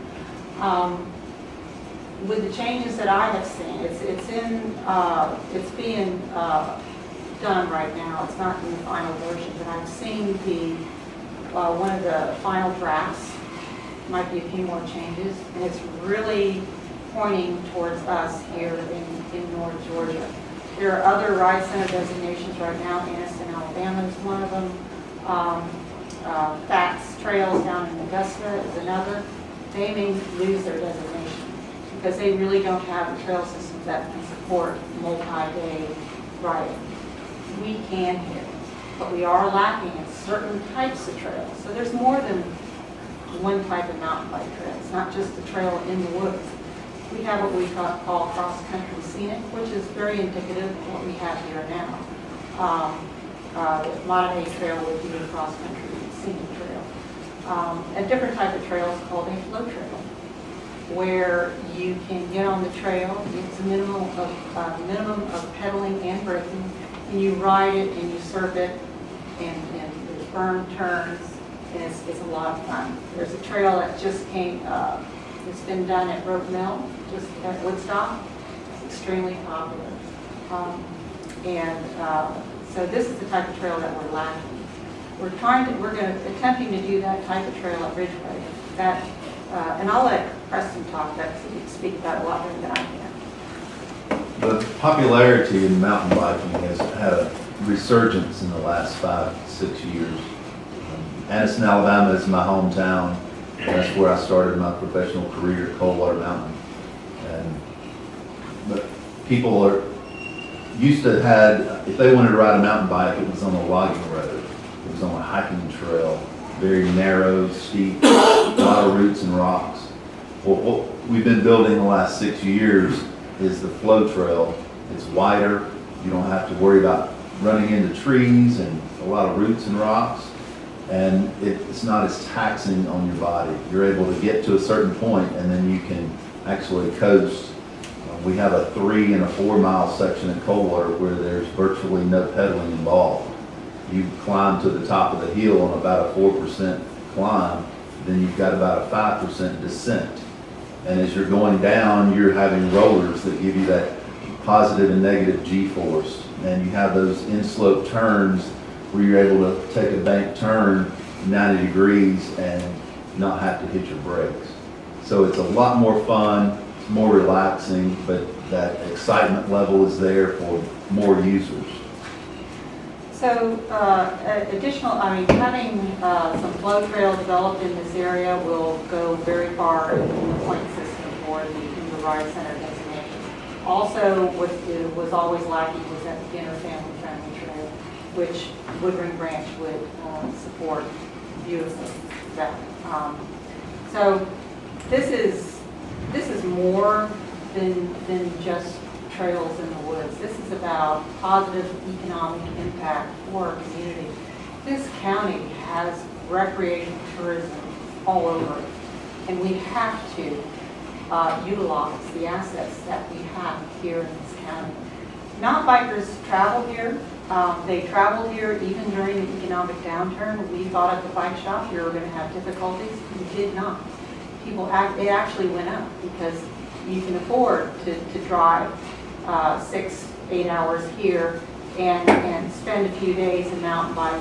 It's a very inexpensive vacation. So they're still doing that. And when they came up here, they fell in love with the area and they bought property. I ran into a gentleman on the trail over in Pinhotties that lives in Florida, bought a second home up here in the area, and then bought 2 more homes at the Pinhottie Trail system because he saw the value of owning homes in that area and renting them to people coming here. So we need to get on this. We need your support. And we certainly will address any issues that homeowners have. Terry, I've got a question. So when I came to this meeting this morning, I thought that you were proposing the bike trail from Ridgeway to Woodring. We wanted to look at that, Right. but we didn't know whether it was feasible. I think I understand now why it's not feasible. But what you're proposing in the document you passed out is within the park of Woodring. You're looking at rebuilding the bike paths. Not rebuilding. The Montague Trail is 3.5 miles now. It's a wonderful trail. We've done many reroutes on it to make it sustainable and fun. We want to add additional trails so that will, usually mountain bikers need about 11 miles of trail to travel there and use it because that gives them about 2 to 3 hours of riding. They're not going to travel to go there to ride for 20 minutes. Right. So and then also everybody from all levels can ride it too. Right. So we can have our club rides there, and everybody can enjoy the trail. So 2 questions. One is, it won't impact the homeowners then who live on the lake outside the park. And number 2, there is an Indian graveyard, what do you call it, cemetery, inside that park, which the park denied any other trails at one time. Will this be on that area? So you're going to ask? No. What happens there is that when we turn this plan over to Army Corps, which we're doing right now, then it goes through their process. And part of that is NEPA. That's NEPA process. All federal land agencies use this process. It's a congressional act that was passed in the 60s. Where they have to. It stands for Notice of Intent of. No, it's environmental. Natural environmental protection. Something like that. But they have to assess rare plants and animal species. They have to assess archaeological sites, and they have to assess historical sites. So all that will be done. That NEPA process will happen there if it hasn't already. And if they say, yes, there's an archaeological site here, then we would have to reroute the trail, or you can't go through there at all. Okay. Yeah, so that we're very well, and we're very well, I'll let Preston talk to that. That's part of every design and construction process. So it's pretty nominal for us to go through those. I just heard from a ranger that it was denied, some hiking trails were denied because of the cemetery and the burial grounds. One final question. As you know, when boaters go there, they have to pay a fee, put the fee in the box. And the Corps of Engineers requires bikers also to pay a fee, but they avoid paying the fee because they park in the lots, prior to the gate or to the entrance or to the box. Does your association receive any funds from those fees? Oh, no, we don't. And no fee is charged at the Montague Trailhead. There's no fee charged there. But the Corps talks about a fee for bikers. There used to be a fee at Ridgeway. It was $3, but they took it down. And the Forest Service used to charge us $3 too, and they took it down as well. That would be on the discretion of Army Corps. We are, as mountain bikers, we are happy to pay fees. We do it all the time. Right, I was hoping that you get the money back. No, it goes to a general fund. In fact, it doesn't even stay at from what I understand. It goes to Mobile? Yeah. That's all. We do pay a state fee it's $19 and some change to ride on state property. That's a year permit. I have one question, if I may. It's probably unrelated, but the reason that I'm asking the question is because I've had a number of calls on the southern side of the lake, Oak Hill Road. Are you all studying or talking to the Corps of Engineers about the development of a trail there? No. We had known of that property, but what we learned over the years is that if we put a solitary trail of low mileage, it's likely not going to get visited. If it's not being used, then it doesn't get maintained. So we don't want to take on any more trail that can't be substantial enough to bring folks to. Okay, I just wanted to be able to respond to people that ask me, because Oak Hill Road that serves that particular area is a county maintained road, so, and of course Ridgeway is too. Okay, yes, sir. Yeah, primarily for Mike, he answered one of my biggest questions. My fear was it's near vertical going to Carter's Lake. You talked about extraction coming in off the water. Have y'all, Woodwind Branch is a long way from anywhere else. Response time for EMS is going to be. Well, you have Murray County. Well, my point is, have y'all, if someone gets hurt there, how do y'all know? They're not signing in, they're not signing out. Where y'all are talking about doing now is relatively flat, but you do have access. I mean, just getting to them's not going to be a problem, but how do you know they're there? They're not. There's no way. Well, you don't. I mean, most of them that's the worry, communicate because you're going to have, you know, if something goes down. My problem was they come after the property owner no matter what, because lawyers do what lawyers do. Yeah. But even on the other side, from an EMS standpoint, there's somewhere when y'all tell them to go out there, you got to have a way for them to say, we're okay, we've gone back, we've gone to eat. Because if they're out there at night, it's a bad thing. You can't. That's impossible. I mean, it's just a worry I've got. Oh, it is, but they're not. And the way y'all got this design now on the other side, it's, you know, not going to be.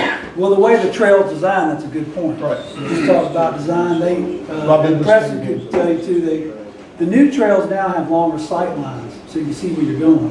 Where the old trails do not. Like if you go over to Blue Ridge, there's a trail there called Stanley Gap.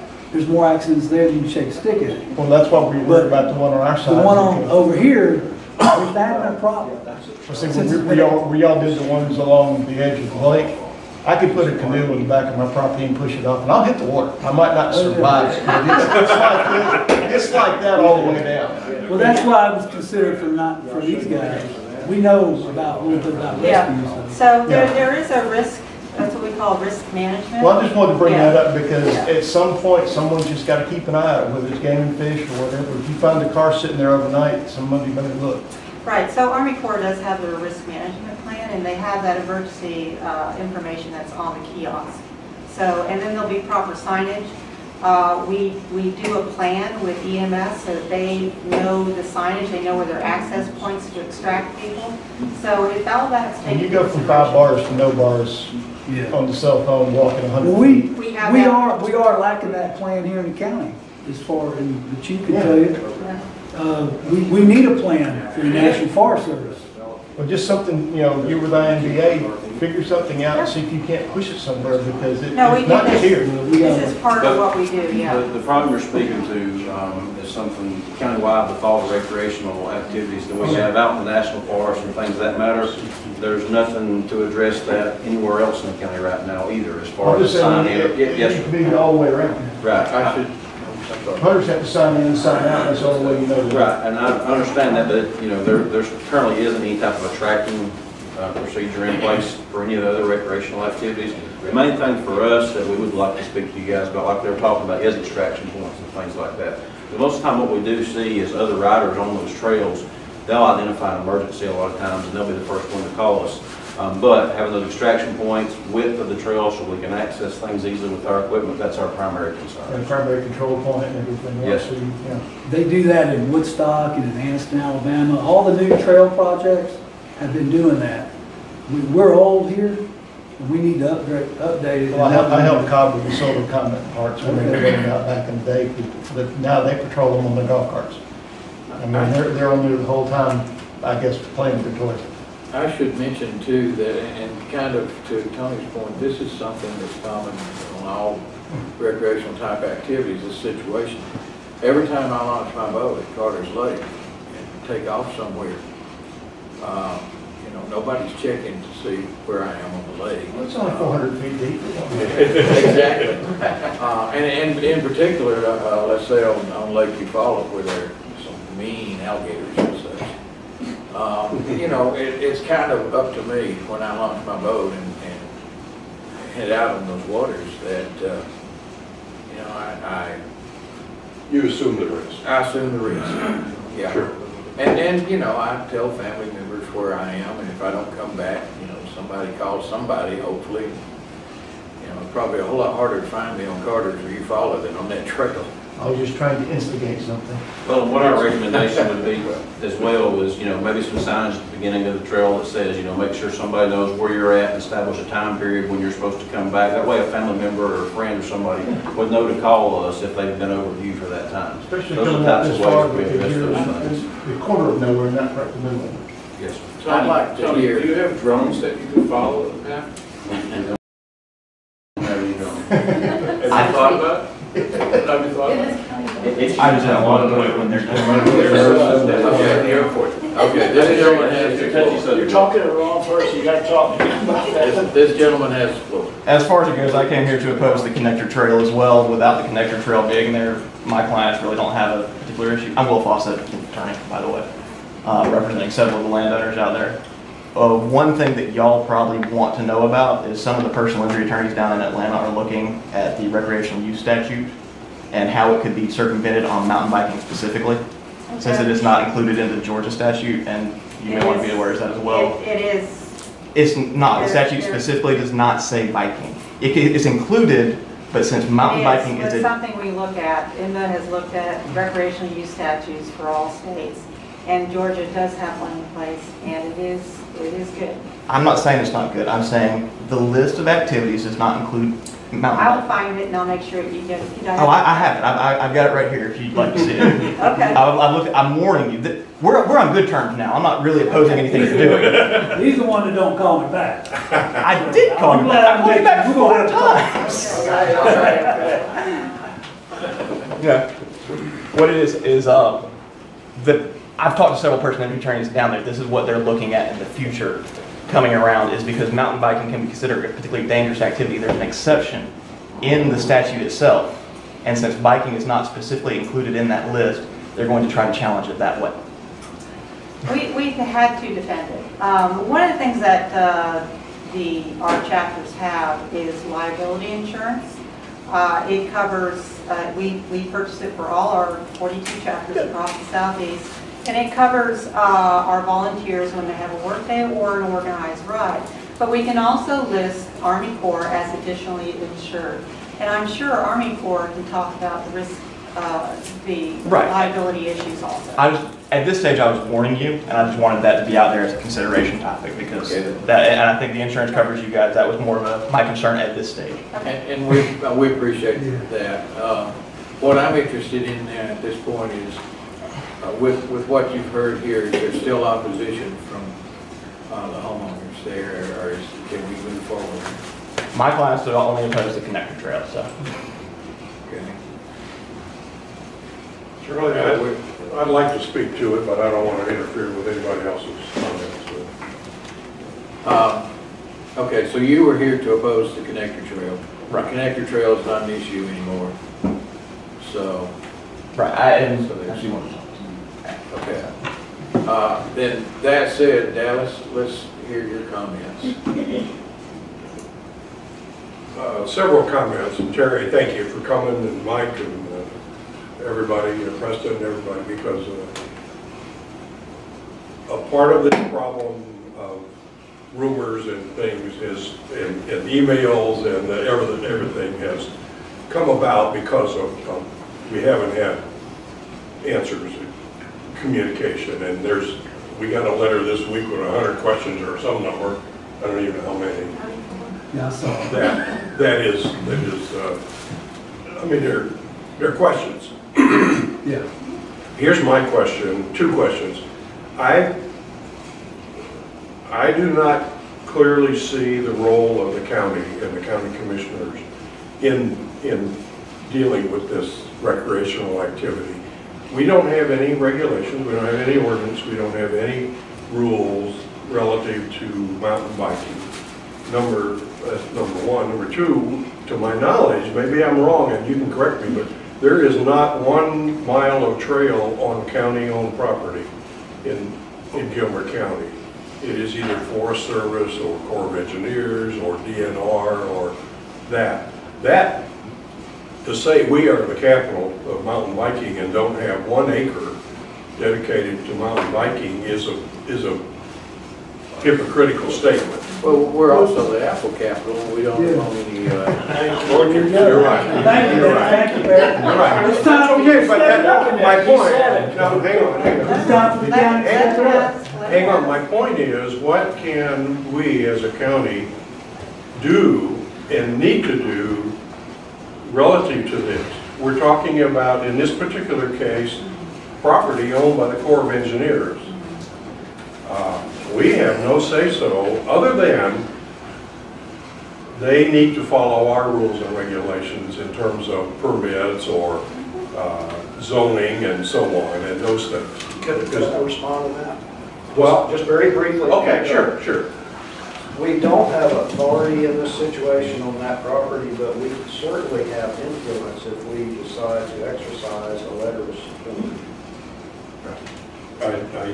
That is true. Influence is, and all I'm saying is authority or We responsibility. definitely have no authority. There is though, and I will add to this and where I wanted to go with this, there is a responsibility of the county, strong responsibility to provide access to these trails, even though they're not on county property.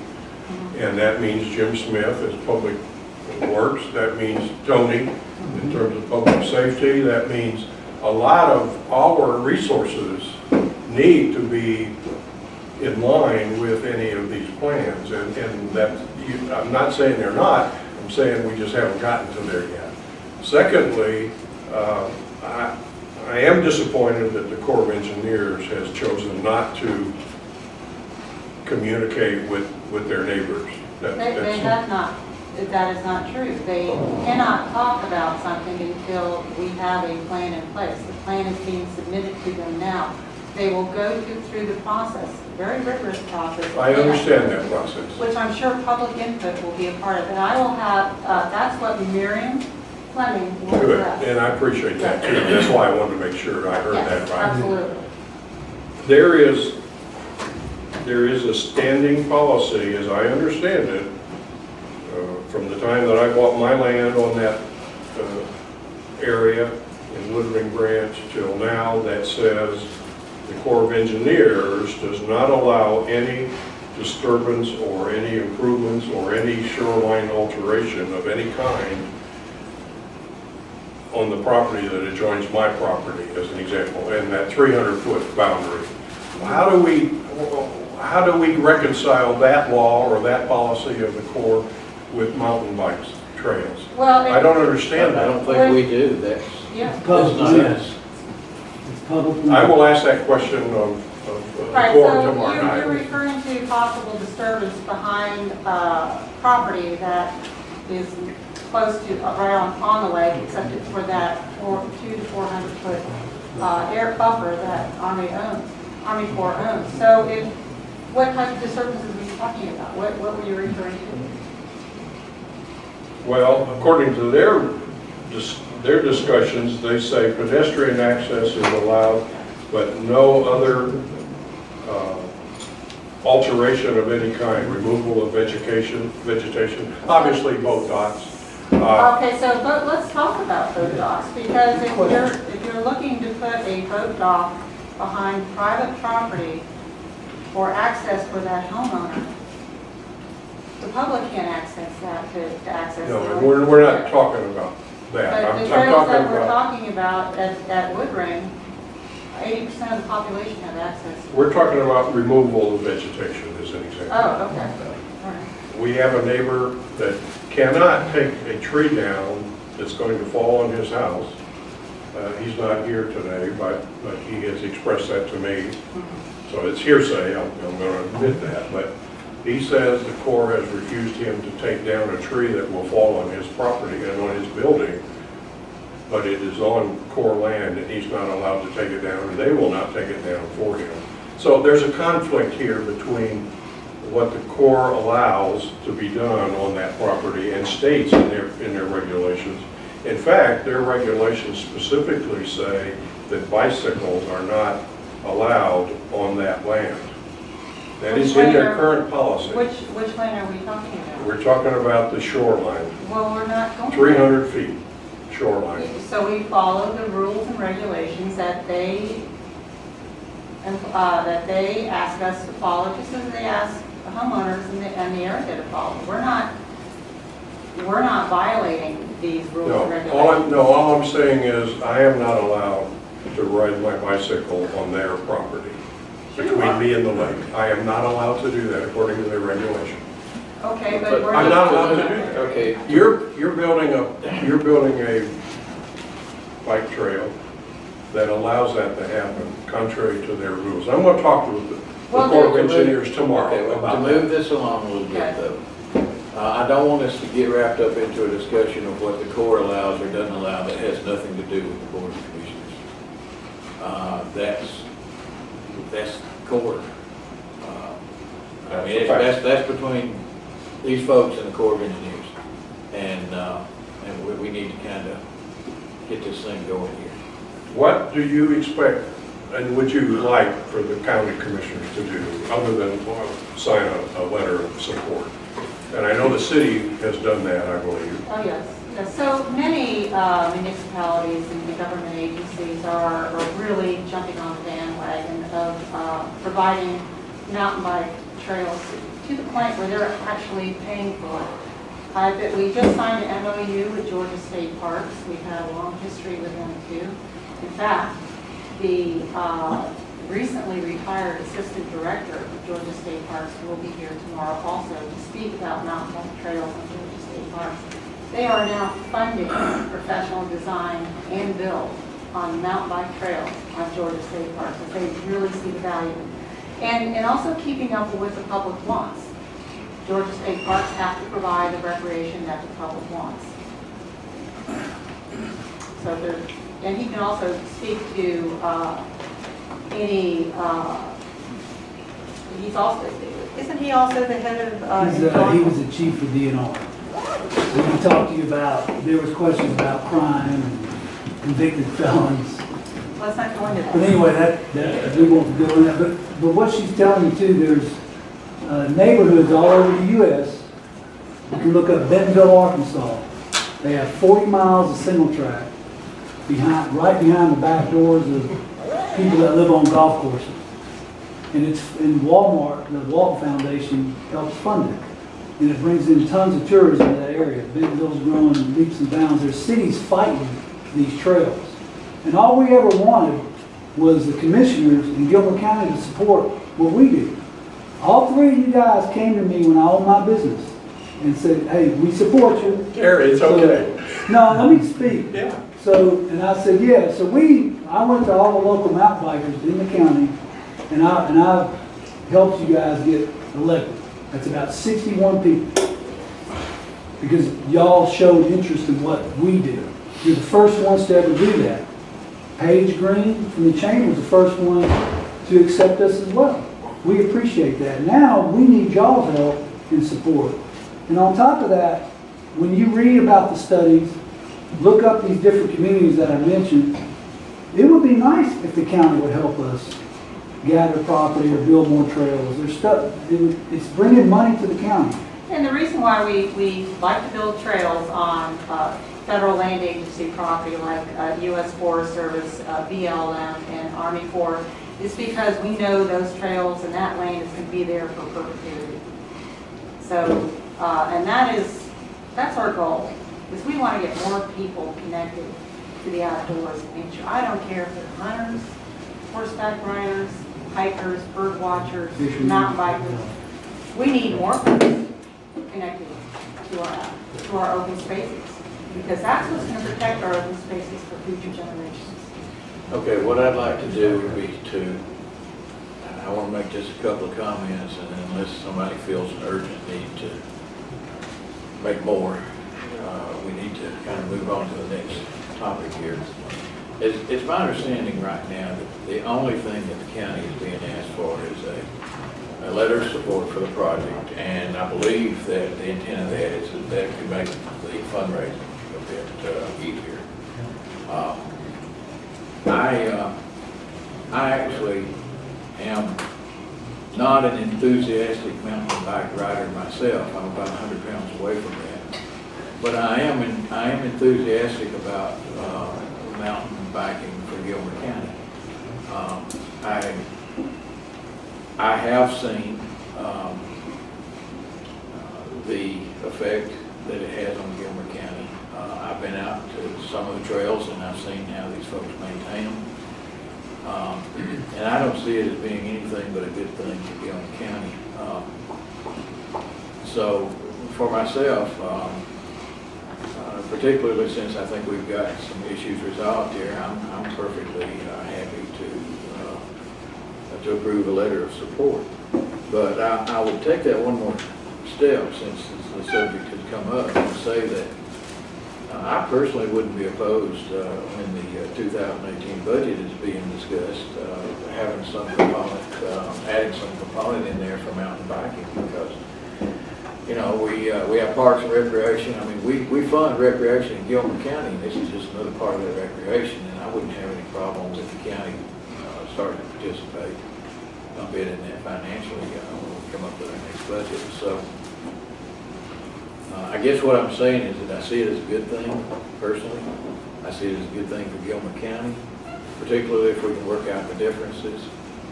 And I would be supportive of approving that request.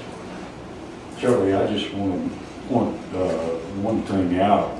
Now that, and this is basically a concept plan, it isn't a working plan. But the agency that they refer to, and the gentleman that's going to be here tomorrow night, I'll ask the question.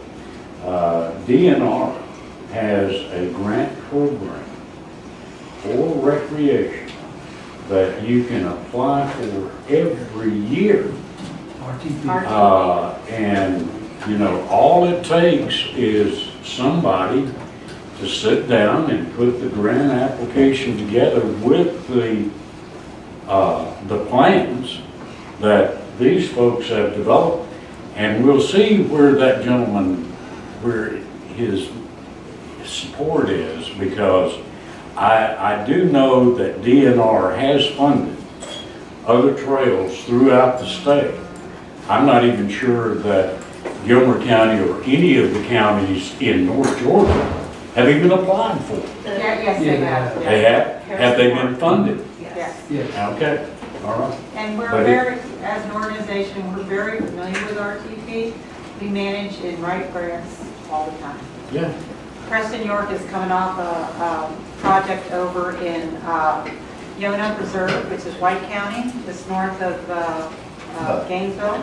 45 miles from here, and it is RTP funded. So we're currently, and the county is my client on that project. So the point that I make, the county may not have to invest anything other than being the vehicle for the grant, the recipient of the grant. And that's fine. I just wanted to state my support for the mountain biking folks that would include some financial support if necessary. Thank you. Thank you very much. Now, that said, are there any final comments before we move on to the next topic? Shall we draft a letter of support? Would you like me to do that? That would be great. There is a draft in the material that Terry gave us already that you could look over, and I just got today. I think we resolved the number one issue that I have received lots of calls from and lots of emails and lots of stuff relative to the impact on neighborhoods and residents in the county. That's number one. That's part of my job, is to ensure that people that live here have a desirable living conditions and stability in their neighborhoods, and that's one of the things that I'm always aware of. It would change the character of that neighborhood. Not saying good or bad, it just changes, and that's something I want to point out. I wish we had a lot of acres. I think the meeting I had with Terry and Paige, and I said, I wish I could give you 1,000 acres to build 100 miles of trails that the county owns. I've actually looked, and so far that hasn't happened, obviously. But we can help you identify. I'm sure. I'm not worried about identifying. I'm worried about acquiring. That is acquirable. So I'm not saying anything to be negative. I will support Charlie's statement that I believe mountain biking is a good tourist. It's a good recreational activity for the citizens and tourists. It needs to be managed just like we had to manage river trails. I think mountain bike trails may end up being managed as well. They're trails, and when you have trails, you have to have some rules. So I think in the future that's going to happen sometime for the good, because that solves the problem. The one reason we had to manage the river was because the county owned the river takeout point, and as you pointed out, the county doesn't own any of these. But we do own the roads to these places, so we have an interest. I think we're getting in the weeds a little bit. We have an interest. Okay, I'm done. thank you very much. So we have consensus on issuing letter of support. Is that correct? For me, yes. You do for me. If it doesn't, I am not willing at this point to commit any funds or make any statement relative to funds, because I haven't seen the plan. Well, that's not the funds would be if we decide in the 18 budget that we want to start with something. An example, this says that we will participate in assisting the development of a mountain bike recreational center in Gilmer County. Well, maybe we draft. What does that mean? Let's draft our own. Okay, I'm done. Okay. All right. Before we go to item 8, discussion of possible action on the Kids Cottage employees, let's take about a 10-minute break. I couldn't wait. That's why I need to start moving along with it. I need to turn the air back a little bit. I need to turn the air back a little bit. Whatever these folks think I find now. No. Anybody else call? Okay.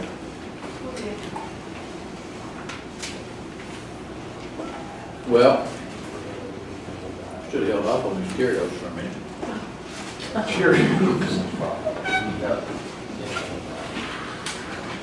Hang on. Heard about quality control inspector that was fired from his plant. Don't know. They were throwing away all the WWs. Oh, Lord. And I guess the hand sign was upside down too, right? Oh, gosh. Okay.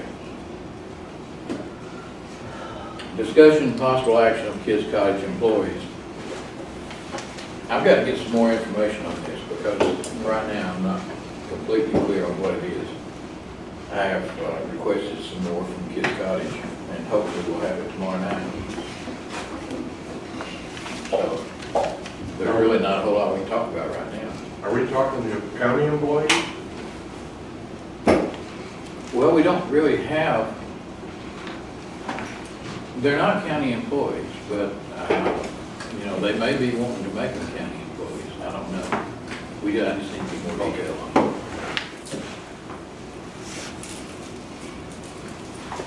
What I would propose is that we just kind of skip over this and maybe we have some information for now, if not include it to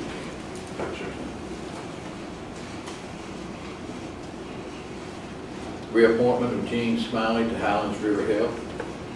I did get a letter from Highlands River requesting us to reappoint Gene. And Gene is willing. Do y'all have any other candidates? I do not, and I'm happy with that. I was surprised to realize that it was a one-year term. I didn't think it was. Well, that's what it said, and I was surprised at that. Can we verify that?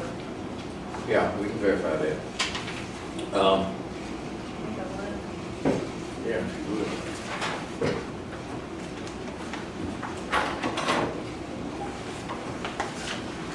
Where is it? Is it On the here? letter, on that letter, in the first paragraph. Oh, just for the dry letter. And I did not have an opportunity, or didn't take an opportunity to find out ahead of time. Apologize. Here, Charlie, look at mine.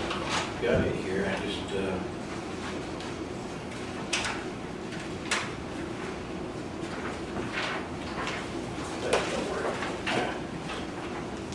fulfill one.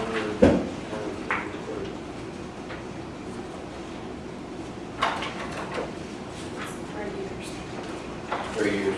I think what this is, guys, it's a 3-year term. That's what I thought, or But I assumed. think Gene is wanting to work 1 year and then resign. And have somebody else appointed at that point. I think she's interested in going 1 more year. And that's probably what that reference is to. Okay. So I don't, do we, Well, I mean, we have to appoint her for the 3-year term. I would think that would be, yeah, So we'll just say full term. got it. Okay.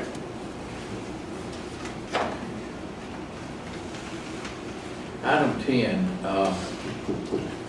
Judge Chastain is discussing this particular issue with some other probate judges and has requested that we come forward, so we can move this again if that will work for you.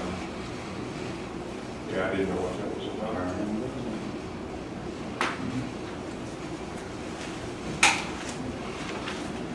Okay, we got a bunch of rezonings here. It looks like almost all of them are for conservation. Big one, yes. All but 2 are pretty much as simple as they can be, run the mill.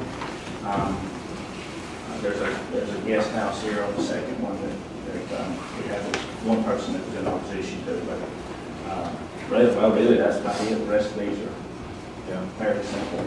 With zero opposition except for that one. On the one with the guest house, it appeared to me that there was pretty legitimate reasons for that. Well, she attached a letter to that, but For having. That's. You're not saying legitimate reason for the opposition, you're saying for. No, I'm saying that I understand the need for the. I thought you meant, I thought you meant for the. No, I'm sorry. I'm saying that I see the need for that reason. Right. Well, and not only that, in their defense, the topography. I mean, if they could have done an addition, they would have done it. They wouldn't even have to ask for this if they could have connected it to the house. But the topography of it is such that they have to go different elevations. Yeah. And planning commission really looked at it as, they got 2.57 acres. That's a really big lot for an old Susan subdivision.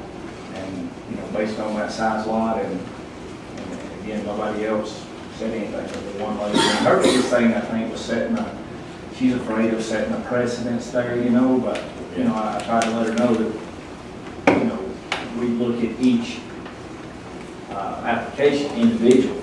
Just doesn't mean just because that one gets approved that it sets precedent for the whole, that whole area. That seemed to be the biggest concern.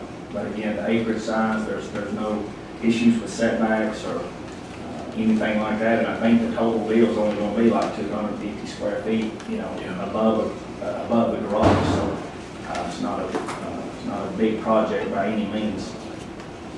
But other than that, every one of these other cases was zero opposition. The planning commission voted unanimously to make a recommendation to approve them all. And they are exactly what you just said. Have y'all looked over? I saw nothing that raised a question. I don't want to be presumptuous, but Mr. Chairman, could you just ask if there's any discussion on the particular one? And That's where I was headed with this. I would be in favor of that.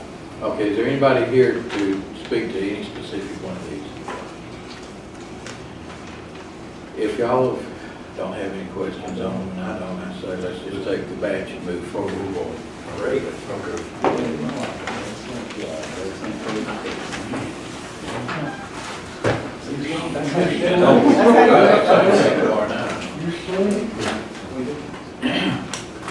Okay, discussion of possible action of paramedic and EMT personnel. How do you want to take this one? Yeah, what this is basically about is with, there's a couple parts to it. With the volume of transports we've got coming out of the hospital now, there will definitely be increased revenue as a result of that. 83 last month, and we'll see what this month brings. Our forecast is that we could see upwards of $400,000 or so increased revenue above and beyond what we're bringing in right now by the end of the year over a 12-month period. So with that being the case, it's also an increased workload on our crews. With the increased workload on the crews means more time on the road, more paperwork, more of everything. Already in the business that we're in now, as far as paramedics and EMTs are concerned, it's highly, highly competitive in the way of being able to retain those employees. We have other jurisdictions that, as far as the starting wage for EMT and paramedic, even right the surrounding counties, Fannin County, for example, they're higher on that starting wage for paramedics and EMTs than what we are. And some of these other jurisdictions are offering benefit packages that make it very hard for us to compete with. So in order to be able to maintain the personnel that we need, to be able to continue to keep up with the demand of the call volume and the business that's been placed upon us from the transport side of the hospital, I want to talk to the commissioners about us looking on, trying to get our pay comparable to, as far as the starting wage and the wage position to the areas around us, and hope to retain those employees. Paramedics specifically, you've got paramedics who can go down to the metro area. You have places like Metro Ambulance Service that start these people off at $21, $22 an hour with all the benefits in the world and anything you can imagine. Whereas we're down in the $14, $15 range. While I know we'll never be to that $21 an hour, I would like for us to be more comfortable with counties like Fannin, Dawson, Pickens, and those that surround us. Fannin has been a little bit of competition for us in the last bit because they are a little bit higher, and they do have a benefits package as far as the retirement goes. So what I will be asking is, we will have to work some folks additionally above and beyond the schedule to handle the transport volume, which means that our salary and wage line item will see an increase above and beyond what's currently budgeted, but our revenue line will increase as well because of us getting that extra business. So I guess the main question I want to ask you guys is, the possibility of considering a budget amendment, whether it be now or whenever you guys feel appropriate, to offset that cost in our budget so it doesn't look like we're just absolutely blowing the budget every time. So basically what I'm saying is, if we see an increase coming to our salary and wage line item because of having to keep up with the business and the demand, but we do have the revenue that will come in that will make up for that and then some. I wanted to have that discussion with you guys. Also, one issue that we have as well is the fact that we are a full-time department that essentially is staffed with part-time personnel.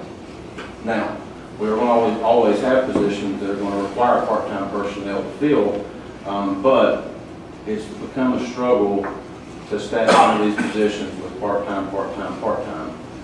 For example, one paramedic position filled with part-time employees over a month's time might take 5 or 6 employees to fill that spot.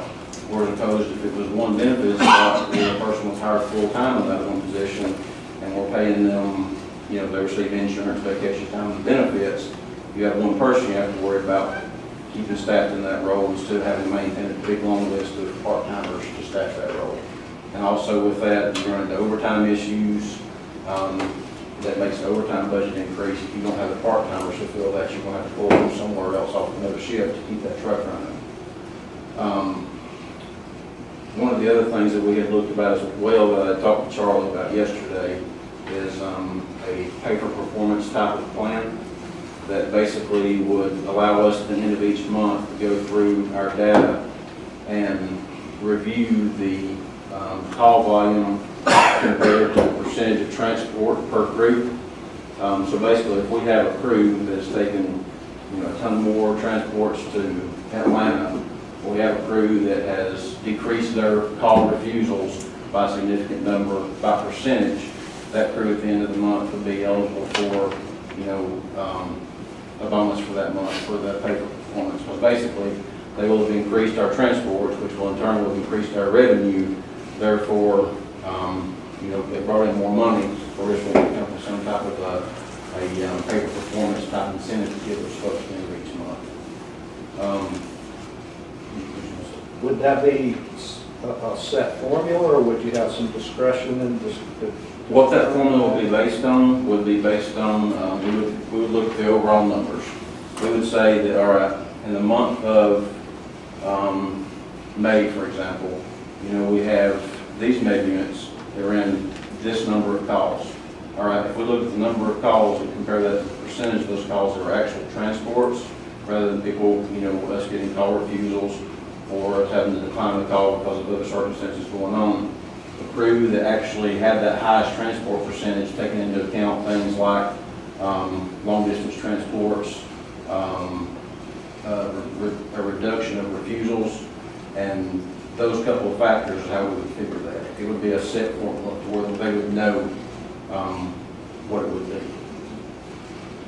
So it really, at the end of all of that, would kind of be a three-part thing. One, getting our base wage and the wage that we're paying our folks now with that level of training comparable to where we can retain some of these folks, and also some consideration to be able to fund benefits with insurance, mainly insurance, and also the pay for performance that we're talking about doing.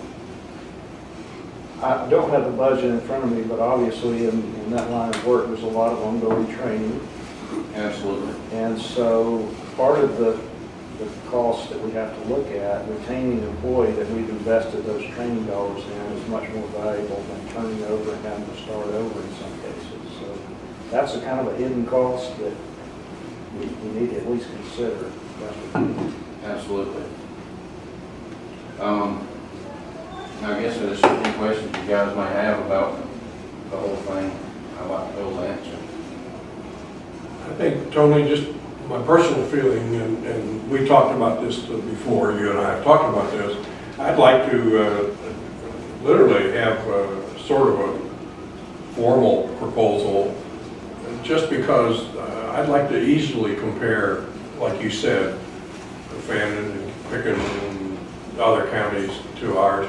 I'd like to also see in there what you think in terms of going from part-time to full-time, how many people, just that raw stuff you talked about. Right. And then I think we could put together an idea of what it would do to the budget. I'm not thinking it's talking about a lot more budget, just simply because you are talking about more revenue and more expense to offset it. But I'd like to have some, like, pretty much a formal proposal that helps me understand all that. And I really would support it. But I don't feel like I have enough good as far as information. As far as numbers are concerned, I can tell you that data right now. Roughly comparing us to Fannin County, their starting wage for an EMT is roughly about $1.30 more per hour than what ours is. Their starting wage for a paramedic, they actually give them years of experience consideration, is about the same spread difference as well, and that's consistent with the other around us. Tony, and I appreciate that. What I'm saying is I don't know how to translate that into a budget number. I think what you're looking for, though, Dallas, is I had a conversation yesterday with Lisa in HR, discussing the numbers and so forth, and what she has come up with is that to implement the entirety of this plan would be about a $90,000 a year and that would be offset by more than $90,000 a year of. Yeah, that's the stuff that additional I'd like revenue. to see. I appreciate that, yeah. But the one thing I think you should know, and that's the figure I was going to give you that Charlie had just said, is depending on what the volume is and the way it especially increase coming from the hospital, that number could be a little bit more because we're having to staff more appropriately. But there again, it will be reflected on the revenue side that will be able to offset that. And here's what's going to happen, and it's okay, that's the way the world works, but we raise ours $1.50, and Fannin raises theirs $1, or Pickens raises their starting salary. That happens. Right. So it's not that takes away necessarily, it may take away their advantage short term, but it's a continuing problem. But I'd like to see that, and that would help me. In general, I have no concern over providing that additional help. And that's the reason I want to bring it to As you a guys. concept, This is not a problem that we see growing on the horizon. No. This is something that's absolutely causing us staffing issues today and And you yesterday. need to address it. We're almost in desperation because of keeping those positions filled, and we just don't have a lot of time to be able to continue to provide the services. Well, Lisa's already looked at the numbers, I'll just ask her to That's correct. formalize it into. I agree with that. Yep. And the paper forward thing that we're talking about, our yearly cost would be something around $18,000, but our return on that specifically would be somewhere between $60,000 and $70,000. So there again, in that aspect, we would have a substantial return above and beyond what our investment would be to do that. And correct me if I'm wrong, but the transports from the ER is guaranteed revenue. There's no ifs, ands, or buts about it. We're going to get that revenue. Yes, we will bill the insurance company first. If in fact the insurance company, for whatever reason, denies, then the hospital is Piedmont is who they'll go to, and then as part of our contract that you guys have already reviewed for today, that's what will kick in and guarantee us that revenue. Okay. Just a more formal set of numbers that we can evaluate and compare. And Move forward. Okay. Anything else on that particular item? All right, let's see.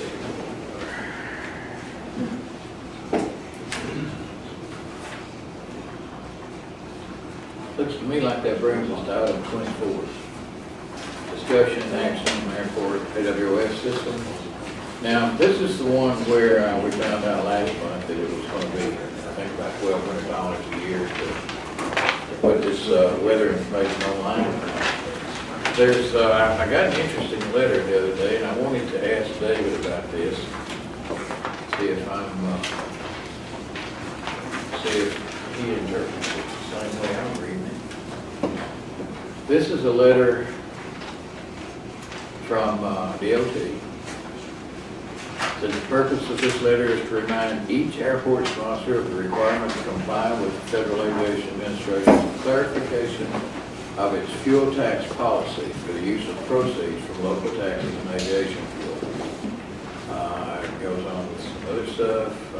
Sales tax reports generated by Georgia Department of Revenue for the first reporting period, July 1 to 2015 and June 30, 2016, indicate Gilmer County's 3% local option sales tax generated $358.29 in aviation fuel tax revenue, of which 2% or $238.86 is subject to the fuel tax compliance policy. Therefore, an amount equivalent to $238.86 must be invested by the taxing authorities, in your case, Gilmer County, for airport-related activities such as airport capital improvements, operating expenses are documented in kind services. Now, if I'm reading this right, it tells me that we have to spend $238.88 for something at the airport. And basically, it says capital improvements, operating expenses documented in kind services. That's my question. Why can't we just apply this to that $1,200 and knock it down some and go ahead and get that thing online? I mean, it still costs us a little money, but we're satisfied. Are there documentation requirements associated? How do we prove we've done it? Let's see. department's plan Is requires that each something airport. new? Well, let me tell you, we don't have a problem in meeting the thresholds there because, I mean, we're Not investing. supporting my idea here, Jim. I know what you're saying, and I'm not disagreeing with you at all, but, no, I know where you're coming from. I'm not sure that the NADIN would qualify as a capital improvement. No, but it can be operating. It says It can capital be improvement, operating. operating Okay. expenses, or documented in-kind services. Okay. The department's plan requires each airport sponsor to certify to the department the amount invested in the airport the preceding year was equivalent to or exceeded the amount of revenue collected. Well, that's easy. Certification will I indicate see whether no it was brainer funded there or unless provided. you find some rule that looks like a given. It's just out of the 3%, 2% of it must be reinvested. Yeah, it says this certification requirement will be sent out on October 31st, 2017, should be returned. So they're gonna send us a form. We're gonna have to swear that we spent it on Yeah, right. something here and send it back to them. Go But, for it. you know, we're talking about, we probably need to go ahead and get this thing back online anyway, and I thought, shoot, why not just put this toward it, you know? Take it, if they give it to us, take it, absolutely. I'm only gonna make my comment that I made Sure, before, Jim, but, really, my only concern, and I'm gonna support this, but my concern is, I just hate supporting old technology. And what has been known as POTS, or plain old telephone system, is what I don't like supporting when there are new technologies that do better, in my opinion. Jim and I disagree, and I understand his comment. I'll support it now, but I just want to let you know, whenever we do some kind of any investment, we ought to concern and be considering the newest rather than something that's old. But given the circumstances, I'll take it. I'll move on. For clarification purposes, where Dallas and I disagree is that ever since the AWAS in 2008 was installed, we installed a dedicated telephone line to that system that allows aviators, he's gone, emergency service, private citizens, all they have to do is call that number and they can get a weather report 24 hours a day from that AWAS system.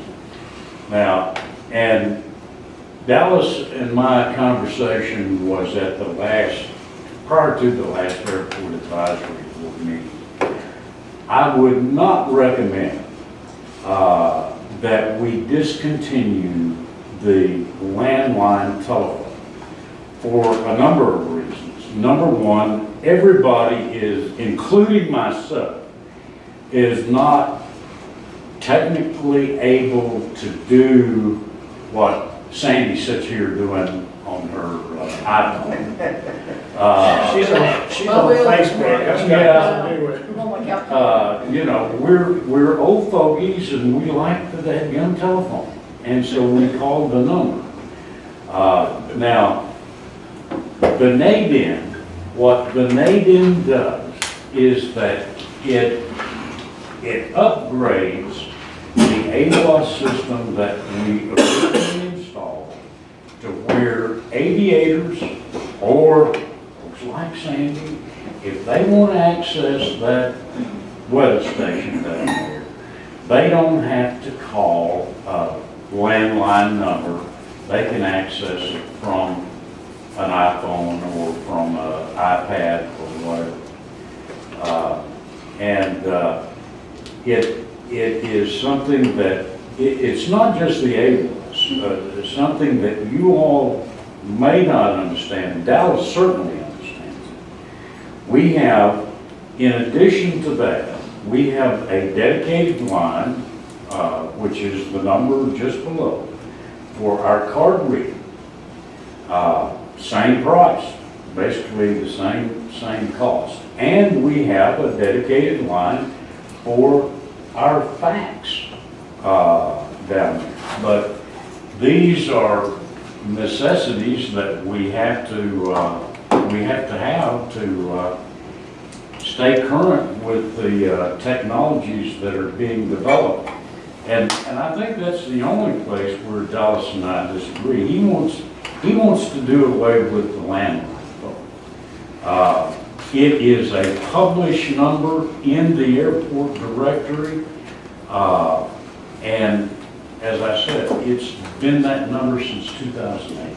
And I would not recommend that in lieu of the NADIN that we discontinue the landline.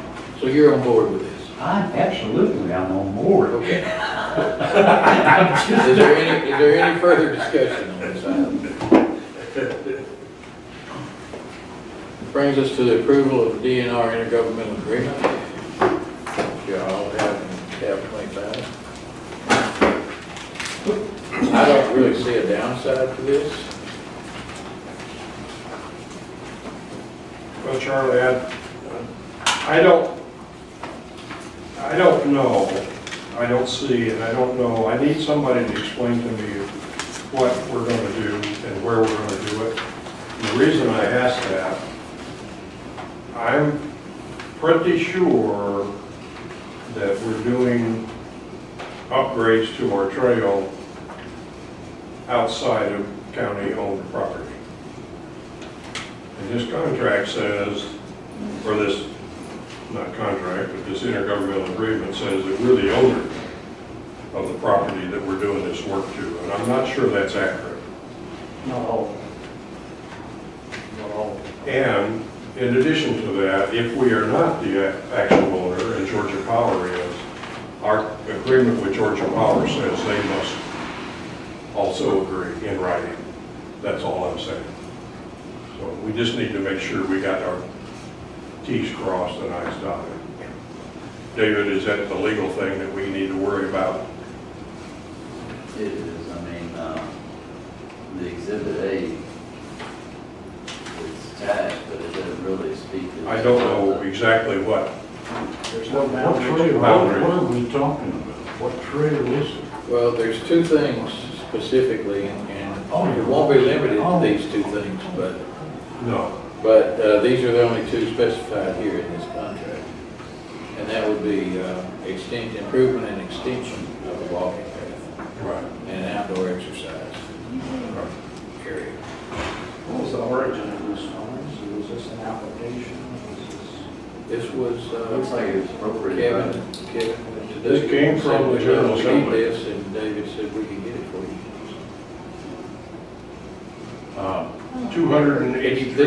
$283,634. I mean, the Board of Commissioners has made requests of DNR related to other issues Yes. on the river. Charlie, You have no don't explanation ask. for that. I don't understand it either, Travis. And that was a unanimous Well, I request think- from the Board of Commissioners. But I think the difference is that DNR was opposed to what we were requesting, and DNR is not opposed to this. We attempted some years back to extend the walking trail all the way down and actually do a turnaround down there. Yeah, a loop, a turnaround coming back. We could not get the stream buffer variance from DNR to do that. So now David is helping now. Maybe that would be possible. But what they did allow us to do is what you will see there today is basically a gravel path. But they would not give us a stream buffer variance to pave that. Well, if I read this right, this money is to extend and improve the walking trail and provide an outdoor exercise facility, whatever that means. Right. You remember that, James? And I'm not turning down $283,000. No, I mean, to me, you know, we may have to go to Georgia Power and say, here's what we'd like to do, and I don't think there'd be a problem. No, with I that. don't either. But I don't see that as a holdup for I don't this. I don't either. Y'all I'd actually, say, sorry, I just saw this, realize, don't y'all own what would be north of the Civic Center? North, yes, but not south. And this is at the start of the trail. I mean, I'm not suggesting it, but it says in addition of an outdoor exercise facility, those tennis courts are at the start of the trail. That's true. That'd be an exercise facility. I'm not following. Use the money on tennis courts. It's That's outdoor recreation, if I've ever heard of it. It is, and It's and an that's a outdoor possibility. exercise facility, and it says at the start of the trail. So the addition. Where are you reading on this, Dave? Paragraph 2. And see, that is actually county owned, if I'm not Yes, mistaken. I believe that's correct. So that takes away the issue Dallas raised Well, on that one. if we don't, but for that part, but you still have the extension of the trail. Okay, the county agreed, well, the extension of, though, doesn't specify it has to be concrete. But, okay, we agree that it be used for purposes of outdoor recreational facilities on the premises, specifically extension of improvements to outdoor walking trail on the premises, and the addition of an outdoor exercise facility at the start of the trail. Tennis is an outdoor. We can interpret exercise. that any way we want, maybe, I don't know. Yeah, And I that, don't think they would question it, as long as you actually. Right. If they funded ball fields, tennis courts, And Charlie, when we attempted the extension before, Georgia Power, was ready. I don't see any problem. every contact I've had with them, they've been, they're very. They were not opposed to it. I agree, but And I see your point, though, this outdoor exercise could be tennis. Now, that's not what Kevin's got in mind. What he's got in mind is a concrete pad that has exercise machines set up on. see, I don't know that. I don't, what you're saying, I didn't know. Well, here's the thing, though, this doesn't specify. Right. Yeah, I mean, it's wide open, and, you know, you probably have to, and I've suggested this, is that you have to elevate the base of the tennis courts to get it up where you can put an appropriate surface on it. Yeah. And you can make it dual purpose. There is not a racquetball court anywhere in the region up here. There used to be racquetball. pickleball is the thing. Yeah. So you can make it a dual purpose of outdoor facility, exercise facility. Yes, sir. Pickleball, I believe was mentioned, and that's the upcoming Yeah, that's, replacement That's a for growing tennis. sport. Tennis seems to be dying in an awful lot of places. Well, I have to believe that for $283,000, Oh, our I think- options are pretty much You know, open to us. the extension of what I was saying was, except Atlanta. And Atlanta tennis is still hot. But I just got back Well, from the we Gulf couldn't- Coast, and all of the tennis courts are dying. Well, we couldn't do pickleball instead of tennis, because believe me, I hear from the tennis players in this county. How about in addition to, That was what I had in mind. you know, I don't think racquetball is, Here's the thing, we're gonna have, racquetball's kind of, Well, you think of a dual use facility, you don't have, racquetball just requires the insertion of a wall. Yeah. It's not a, I mean, the only reason it's not a prominent sport, the same as tennis, is you don't have the facility. You don't simply have the facility. I'm sure, yeah, I mean, I've been down on the walking trail, and I've never seen anybody utilizing the exercise machines that are along the trail. So I don't know what, I'm not questioning Kevin's judgment, but I don't know what benefit putting them on a concrete pad in a certain designated area is going to try. Whereas with tennis, y'all had more people show up for that. And Oh, it seemed yeah, like that's that way you'd have 2 tennis facilities if you wanted to actually go in that direction, but you could slow down your future out there quickly, something like that. But is there anything that prohibits us, for instance, we're working on a grant for new tennis courts. And I think we may get it. Assuming we get that, is there anything that prohibits us from combining these?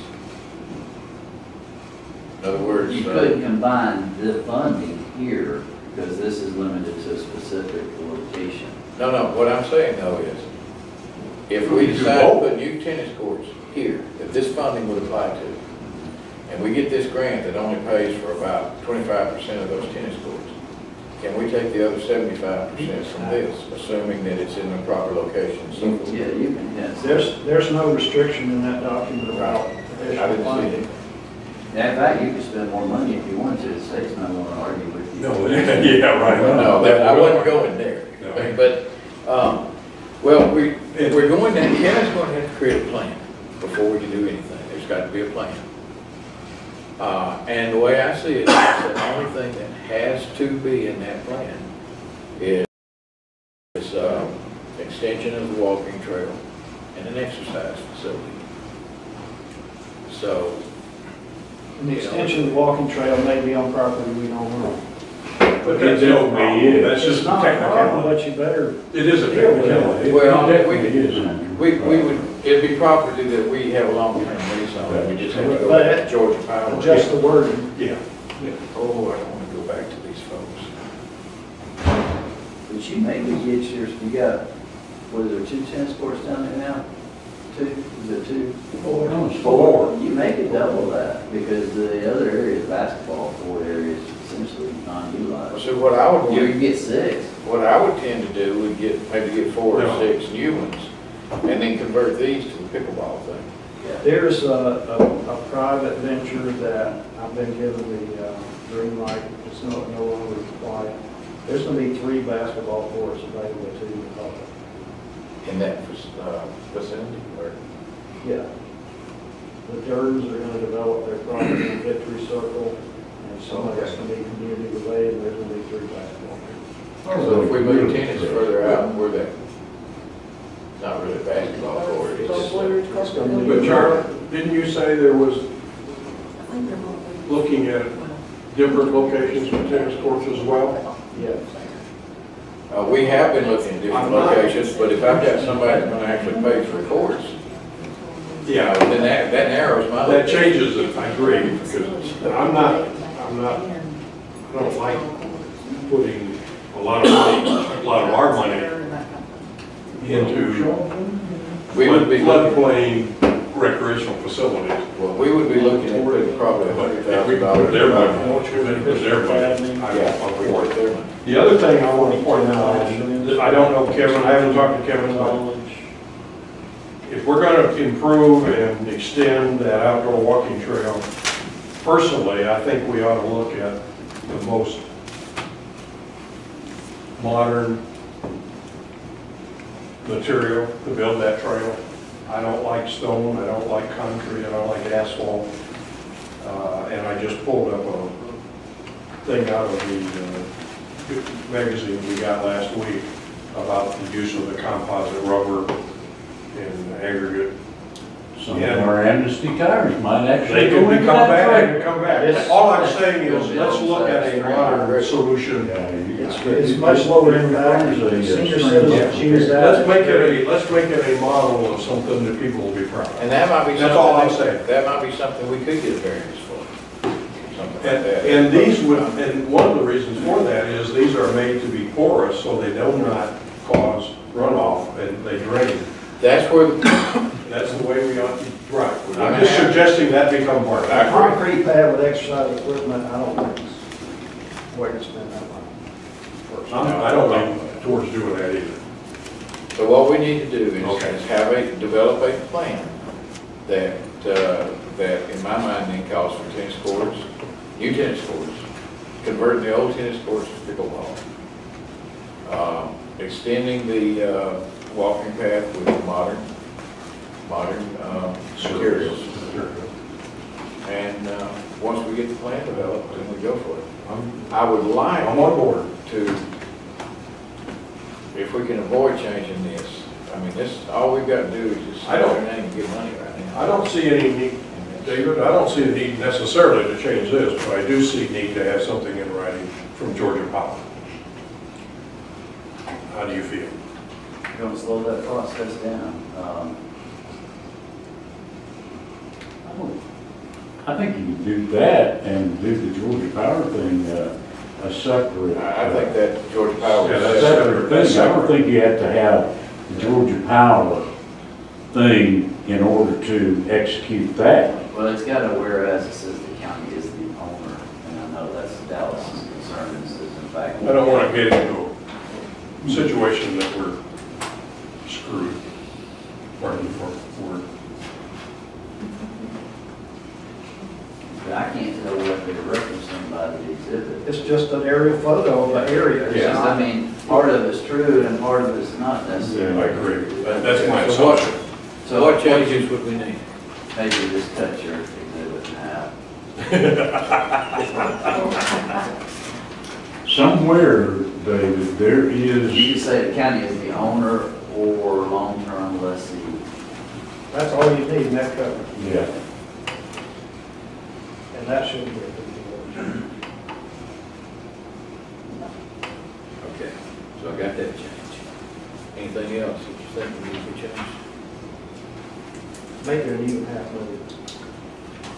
They haven't signed this yet, right? But to your point. Department of Natural Resources. No, but they But it was the appropriated next step. Yeah. $283,000. Yeah, that's a lot. That's- Relative towards that. Please be patient. You may have to Congress, I'll show you later. but you'll have to get over It's all about. I like to plan, Charlie. They're just, they don't want to do that. That was what I'm saying. It's I not. have letters indicating otherwise, and I'll believe it. Well, no, I mean, I don't dispute for that. In that case, I have no explanation. I just have to get this. Let me also offer another suggestion, because this is for an outdoor recreation facility. And should there be some environmental issues with being unable to build the tennis courts there, you could probably go back to DNR and explain to them what you want to do, and that the site isn't appropriate, and suggest the Clear Creek site if that would be more appropriate. But David is intimately involved with the Clear Creek site as well, so I think that would fit as well. well, one of the things good about DNR, different division, but DNR is also the ones that has to approve the stream level variance. EPD, You know, DNR. I don't know about DNR, but I have found with EPD that not only does one hand not know what the other hand is doing, one hand does not care what the other hand is doing. That was off the record, folks. Got it on Finish tape. that, right, Lon? It's on tape. Off the record. It's on tape. Streaming live. That's already out there. That's off the record, folks. It's like the judge saying disregard. Okay, anything else that we need to get changes here? Okay, then we'll ask you to go ahead and make those changes. Hopefully, we'll try to have this by tomorrow night. Charlie, anything in your mind about how long we want to try and, when we want to get that accomplished in your mind? This year? In terms of finished Construction? yeah, I mean, to me this year, yeah. I agree with that. Generally speaking, and with the chair log obviously being a big exception here, generally speaking, when you get funding for something, that's 99% of the effort, and everything else proceeds on from there. So I'm hopeful that this will be that, fall into that norm. I just get tired of promising things and then it takes 2 years. No, we didn't.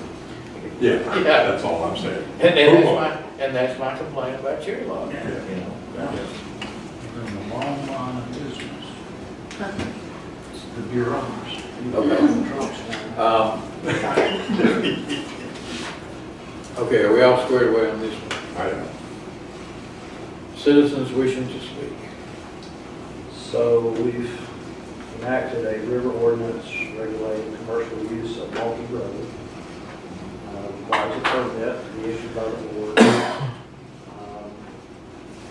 Use of wristbands, et cetera, et cetera. We've established a compensation for that. That ordinance stated that those permit applications will be in January or within 30 days of the date signed, and we received. Well, I have received an inquiry from Williams, because he really didn't know where to go and make that application. So I spoke with planning and zoning, and they're going to have to come up with an application. But what they've got doesn't fit. So they can do that in a day or so, and I told Woody I'd get back to it this week So basically, Woody's waiting on us. So we need a special call meeting. It's all been approved. I thought that he could just go apply planning and zoning, give them their $100, and that would be the end of that. Is that not? It's subject to review at a regular meeting of Okay. board of commissioners. Is that something that we could go ahead and review for Woody tomorrow night? Well, that's what I'm asking. If we can, yeah, let's see if we can go ahead and do that. And he had requested that Tony provide input on the safety plan, Tony has done. Yeah. So, I don't have the wording in front of me, but I believe it said to be reviewed at a regular meeting of board of commissioners. I think we better do that, when the season starts. The restrictions on that parking lot start Within days, right. I'll call Woody and, you know, he's gonna give us $100. We'll pay for it. No, let me make sure that Shannon. Did we ever come up with a new application for the river permit? We did, and I talked to Luna about that when we got your email there. I mean, like Karen said, we can create it however it needs to be. We didn't know about, is there a fee for the license? $100. Okay, $100, and what, any additional language, so we can take our regular business license application and you know, just maybe change the title and the format or whatever. Is there any additional language? I guess it's that we need to create a form, basically. We don't have one. I think you'd find all your language in the ordinance yourself. So we can just go through it. You want us to just put one together, David, and shoot it to you and see if it's okay, or that was my only question. That I can create whatever we need to create. I just didn't know if there was any specifics that we need to have on there. Based If on we just the have ordinance. language that says that must abide by all the terms of In reference to the ordinance, shouldn't that? We just change it to, what is it, outdoor, what do we call it, river outfitters? Yeah. just a business license for, Outfitters permit. Yeah, river outfitters permit. we can do that, change the language to kind of mimic the ordinance there, or reference the ordinance, and Yeah. collect $100 fee per year. And then Tony has to review the safety plan, but he has provided. It's already provided to, template. Yeah. So is that something I should put like a line that says, you know, safety plan has been reviewed and approved through County Fire Department? It has not been reviewed. But you don't need us to have that on the application, so that when we issue that license, we know that that's been done. Because this is the first one and we didn't have all this already established, we've kind of gotten behind times on it. So we're trying to get this done tomorrow night. Why don't we put something together then today? Charlie, I'll shoot it over to you, and you can tell me what you think. I'll forward to you as well, David. If you see anything you think I need to add or delete, then we'll just do that. And then we have the form that's part of their release of liability form where the customer acknowledges no alcohol, glass. We got that. That wording is in our ordinance. It's in the ordinance, but that form has to be available. Yeah. And then we gotta have wristbands.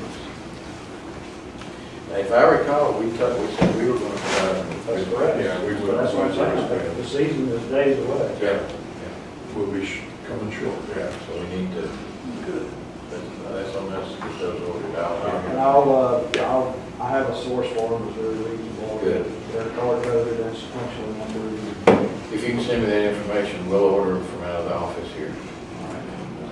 And let me know about how many you think we need. There'll be 20,000 people go down this summer. Okay. I don't know if you will get that, but I bet you will. Let's see what the cost is. We may have to do 10,000 and 10,000. They're not expensive. Well, if they're not expensive, we just go with 15. Okay. I think we can do all that. Charlie, I have one question, sir, relative to that.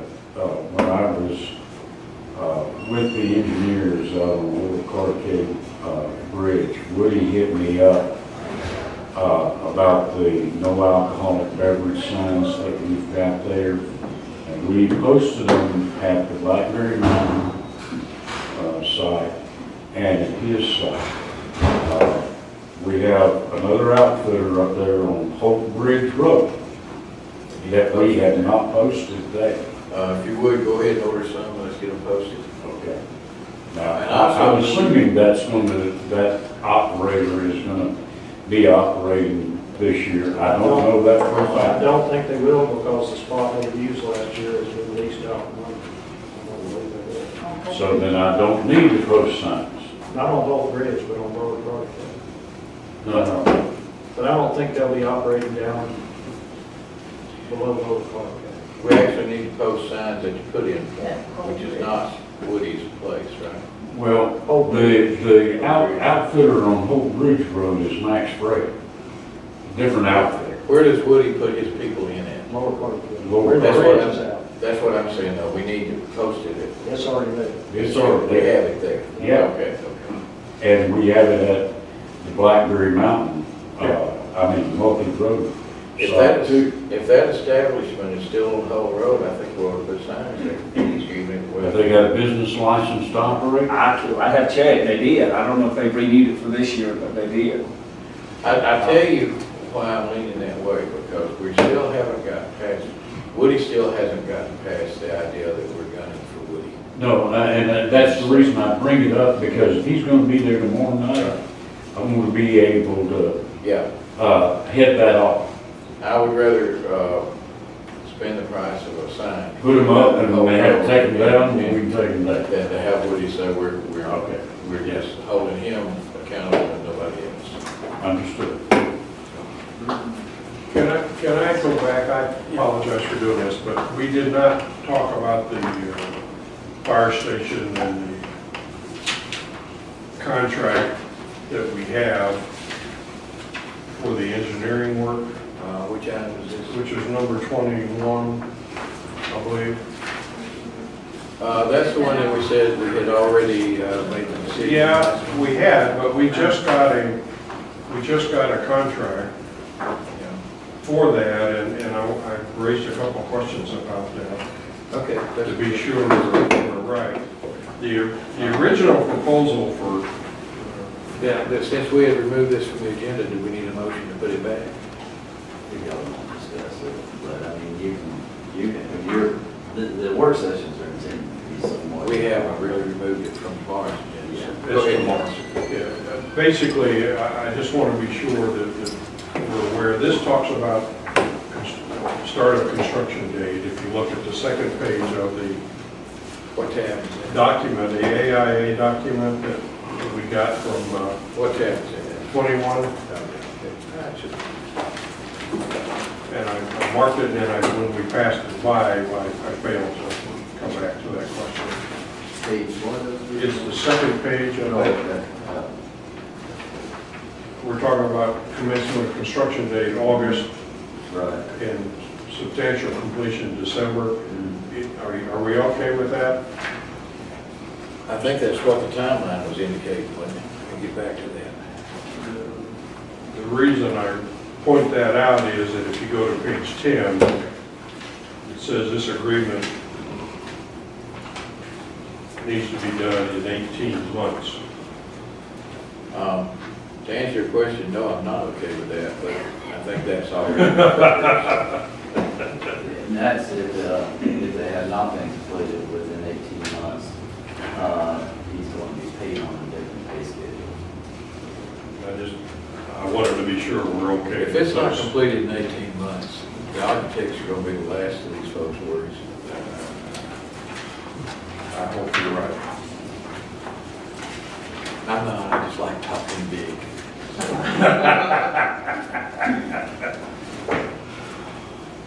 But if we're okay with those dates, then that's no problem. I'm not going to. Well, the dates, of course, aren't, I mean, they're anticipated. If you look at page 3, I asked for a change in the architect's standard contract, and you see that there's. Right, I saw that. We added, recognizing that time is the essence, trying to get them back into thinking that, hey, this is an expeditious. But essentially, if they're not timely, then it's a matter of y'all electing to pursue them for the fall on this contract. Okay. So I don't think, in all honesty, in the whole scope of the project, this architect, I think they're ready to go. And once, really what's gonna be a delay is, and it won't even be the property swaps, will be construction delays. If y'all encounter significant rainfall, weather delays. We talked about that. We talked about bidding, not getting good bids as a possible delay. If these people don't perform, that's a delay. I'm just trying to reduce all the risk we can. Yeah. That's all. If they don't perform, your remedy is that you can, breach contract on their part. Okay. Okay. And that's why the nature of. But, I mean, until you venture into even entering into an agreement, you're at an impasse. So that's the purpose of the agreement, is to get this thing going with the engine running, so to speak. And I'm assuming Tony is Sean. Somebody can sign this agreement. Well, no, I have Charlie would be the one to execute. Oh, I thought you was asking about who was negotiating. No. Who was not negotiating, but who was working the agreement. They're showing, commencement of construction date is August 1st. And Sean's timeline shows metal building construction start is August 14th, so I think that's in line. That's close. But I'm hopeful that we can cut that back some. Absolutely. Okay, I just wanted to raise that. Yeah. So do we need to reapprove this tomorrow night, or are we still good with what was approved, or what? But it was a budgeted item, and that's how y'all. Right. Y'all didn't. Right. And that's an exception, as to the charter, it doesn't have to be advertised because it's professional It's services. services. So, I mean, unless y'all want to validate it. Whatever y'all want to do. No, I'm good to go, personally. You okay, Travis? Yep. Okay. All right, so then, we'll just, That'll be revert back to what we decided last time, and I'll sign it. Yeah, that's fine. I make a motion, we adjourn. I'll second that motion. All in favor? Aye. You got to Consider through this file? This is the biggest pile of paperwork I've seen.